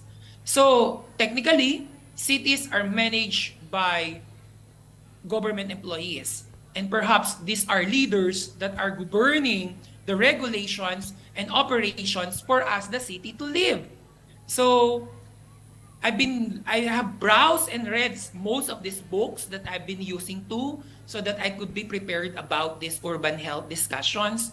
And to know what, the books are very generic, I mean, very widespread in terms of content and context, and to fully understand what urban health is, because there are so many indicators and prioritizations in terms of health delivery that is in accordance to the governance of that particular locale or city rather.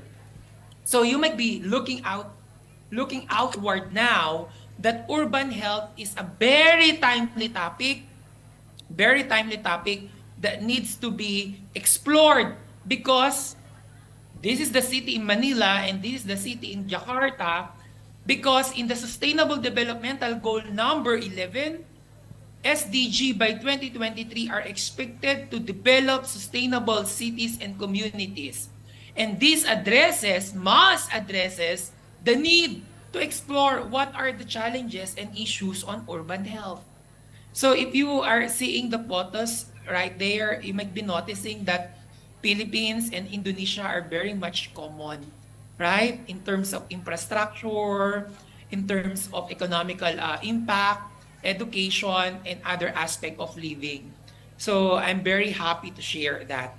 So these sustainable developmental goals became the sole basis of most of our platforms in governing our local health delivery, and even on the perspectives of globalization.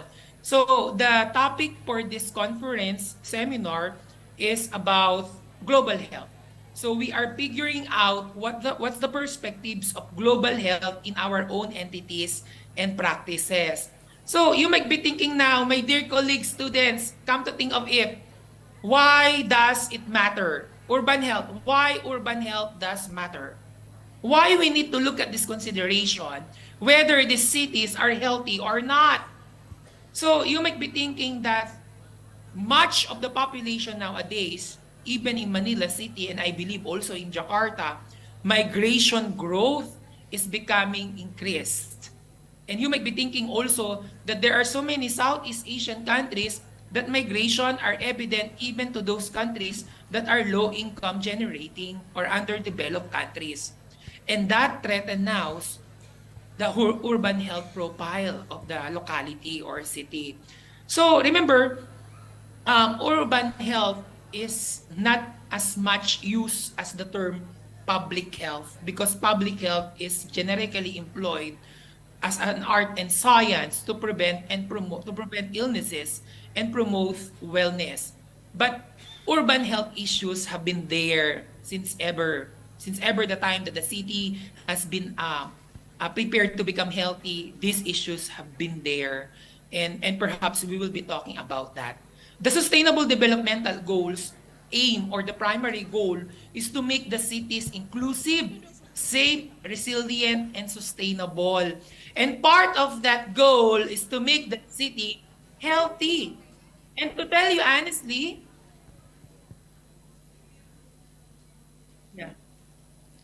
Professor Ronel, I'm sorry, I have to remind you the time is maybe about 2 to 3 minutes more. It's okay for you? Yeah, don't worry.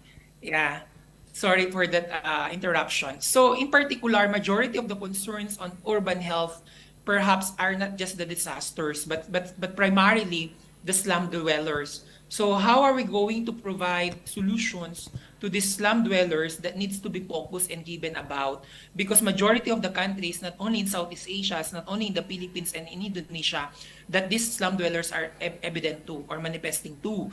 Third to that, aside from disaster risk management, waste management is also a big focus. This is really a challenge because of the differences. The migrants that we are coming into these countries are evident. So in that sense, it affects also the air pollution. It causes the factors and even to access to traffic management that are evident enough now to interrupt the urban health challenges. So the Sustainable Developmental Goals, if you're going to look at the SDG 1 to 17, most of these indicators are influencing urban health, and these indicators are very much needed to understand our role as health professional workers. So for us to achieve a greener world, a greener city, we must be able to achieve also the targets and deliverables based on the SDGs. I believe those universities who are here are also engaged to target some of the deliverables of SDGs depending on the program offering that we are addressing to. Me, as the Dean of the School of Public Health and Community Development, we are also providing opportunities for our students to see the perspectives of how a city to become healthy. And that's part of their clinical practicum. In the Philippines, it's clearly categorically identified what are the public healthcare and private healthcare that we are providing to. And in Indonesia, it's based on this figure, there is a much demand now for the people to be taken care of in the hospitals, and in particular, a much demand now for physicians and other healthcare workers. So during the COVID-19 pandemic, we were able to realize the need to improve the urban health. And look at this figure.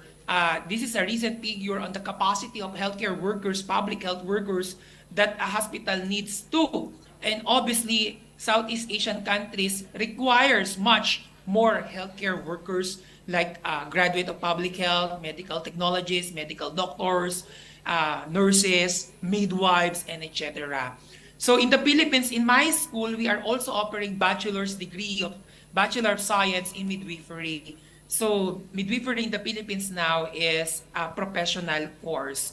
So the latest research article that I have read on how to make a city healthy is based on Danieli, Asrapian, Darzi, as authors of this book, article rather. So the issues are the following. It is evident also in Southeast Asian countries like non-communicable diseases, including heart problems, diabetes, and obesity, that the lifestyle of a city might be influencing too. Communicable diseases like diarrhea, issues on food, issues on water, and even tuberculosis like in Manila City because overcrowding living conditions despite of the vaccine that being given upon birth. Likewise, traffic management concerns, injury, accidents, and violence are also serving as challenge. And of course, mental health disorders because of the dynamics of the cities, perhaps it provokes and causing predisposal factors to aggravate some conditions on mental health. And lastly, air pollution, including secondhand smoking, causing different pulmonary disorders. So what are the initiatives that we need to look at? Technically, it will fall down to policy making that leaders must be able to engage to. The leaders of the local government and the leaders of the health agency department plus the stakeholders like educational institution must be able to bring up a better alternative scenarios to improve such policy mechanism. Likewise, in my province, it's a 4-hour away from Manila, smoking is totally banned. Alcohol drinking is totally banned. So there's a local policy ordinance that if these two will be violated, there will be punishment for the people. Lastly, we need to work together so that we can build up our capacity and become effective in our engagement in ensuring that these stakeholders will provide impact in our roles. So for the synthesis, there must be a strong commitment and passion from the local government units because governance in the local setting are politicized. It always be depending on the leaders what priority in health they need to address, despite the fact that there is always a health agenda in the national government. On the other hand, various stakeholders like educational institution, like our university now, we are preparing a curriculum, a bachelor's degree in community health management, major in health system development for barangay health workers, for those people who did not pursue a professional course but are volunteering in the barangay health stations to further implement effectively and efficiently the different health programs of the government. Third one, we need to ensure effective implementation of various health programs, whether in Indonesia, whether in the Philippines. It's a must, my dear colleagues. that we need to ensure that there is adequate budget and support to fully implement the effectiveness. And lastly, we need to provide commissioned researches. We need to get funding from international agencies, whether it's a government, non-government agency, that could help us to facilitate platform. An example of that, Tobacco Cessation. There are so many national and international agencies that support research conduct for tobacco prevention program. And that's a good platform. Like I think the Raffles agencies in UK are providing much, International Tuberculosis Society are providing much funding on this. And LGUs, the local government units, must be prepared as well to conduct researches. So I believe urban health, these challenges are integral and vital and have been long overdue to address. And if we will not be able to achieve this and prevent this to happen, it will be difficult for us to improve. So again, if you have more time, because I was tasked to deliver a preliminary perspectives on the challenges on urban health for 15 minutes between two countries. And if you are very much interested, I will be sharing the PDF files of these books. And you will be learning a lot on urban health if you read these books as well and other research articles. So thank you very much. I think I'm ending my presentation on that note. And I hope you were able to get the glimpse of urban health in the perspective and applicability of this in your local health setting. So Philippines and Indonesia have a very common challenges in terms of urban health. And I believe if we will be collaborative, we will be able to achieve the implementing activities and indicators of sustainable developmental goals by 2030. So indeed, thank you very much for listening. Thank you very much, Professor Ronel, for that insightful presentation. It is very interesting. I want to discuss more about the urban health, Professor Ronel, but the time is very short, and the committee already told me that we don't have time for discuss. Maybe for the closing, one sentence highlight from you for the urban health, especially for Indonesia and Philippines. Please, Professor Ronel. Yeah, at the end of the day, these countries are sister countries. I mean, we can learn from each other's best practices, and we can share also our resources by looking at what particular scenario prompted us to do better. And urban health is really difficult to manage because it requires budget, because it has a large volume of population to manage with. But at the end of the day, I believe in the perspective of educational delivery, if we can be offering programs, curriculum that would be needing by these cities, by these towns, by these localities, I think we can improve by producing more manpower and workforce to urban health settings. So Okay. that would be all, Madam. Thank you. Thank you very much. Okay, thank you for being part of enriching discussion for all the participants, and I want to express gratitude to our speaker, Professor Ronel, and the sponsors, and all of you for your active participation. Thank you very much. We already at the end of this panel session. I'm Susilowati. Thank you very much. Assalamualaikum warahmatullahi wabarakatuh. Thank you, Professor Ronel D. De La Rosa, PhD, DNM, DPA. As an appreciation of Faculty Health Sciences and Technology, we would like to present the certificate for you. Here is the certificate. Thank you, Professor Ronel D. De La Rosa, PhD, DNM, DPA, and we will send the certificate to your email. Finally, the international seminar session who delivered by 4 speakers has been finished. Thank you for your attendance and for your active participations. By the end of this event, we would like to invite the honorable speakers, Dean, Vice Dean and the Head of Study Program, Faculty of Health Sciences and Technology to enjoy your lunch that has been prepared on the Ibis Hotel. Once again, please enjoy your lunch and we will meet again at 1 p.m. in this Ibis Hotel. Activities after the break session will be oral and poster presentations. We hope that our theme today will be very useful for all of you. Increase our knowledge about food and nutrition action in health system. Hopefully, we will meet again at the 6th International Seminar on Global Health. Thank you and good afternoon. Wabillahi taufiq wal hidayah. Wassalamualaikum warahmatullahi wabarakatuh. Ya, para hadirin semua, ada pengumuman untuk sertifikat peserta nanti akan dikirimkan oleh panitia by email ataupun yang sudah bergabung dengan WA Group. Pengumuman kedua, untuk peserta oral, presentasi dan poster akan dilaksanakan di Hotel Ibis lantai 2, breakout room 17 dan 18. Dan sekaligus para peserta oral dan poster akan makan siang di lantai 2 Hotel Ibis. Untuk para peserta seminar dipersilahkan menikmati makan siang ada di sisi kanan dan sisi kiri. Mohon dengan tertib, terima kasih.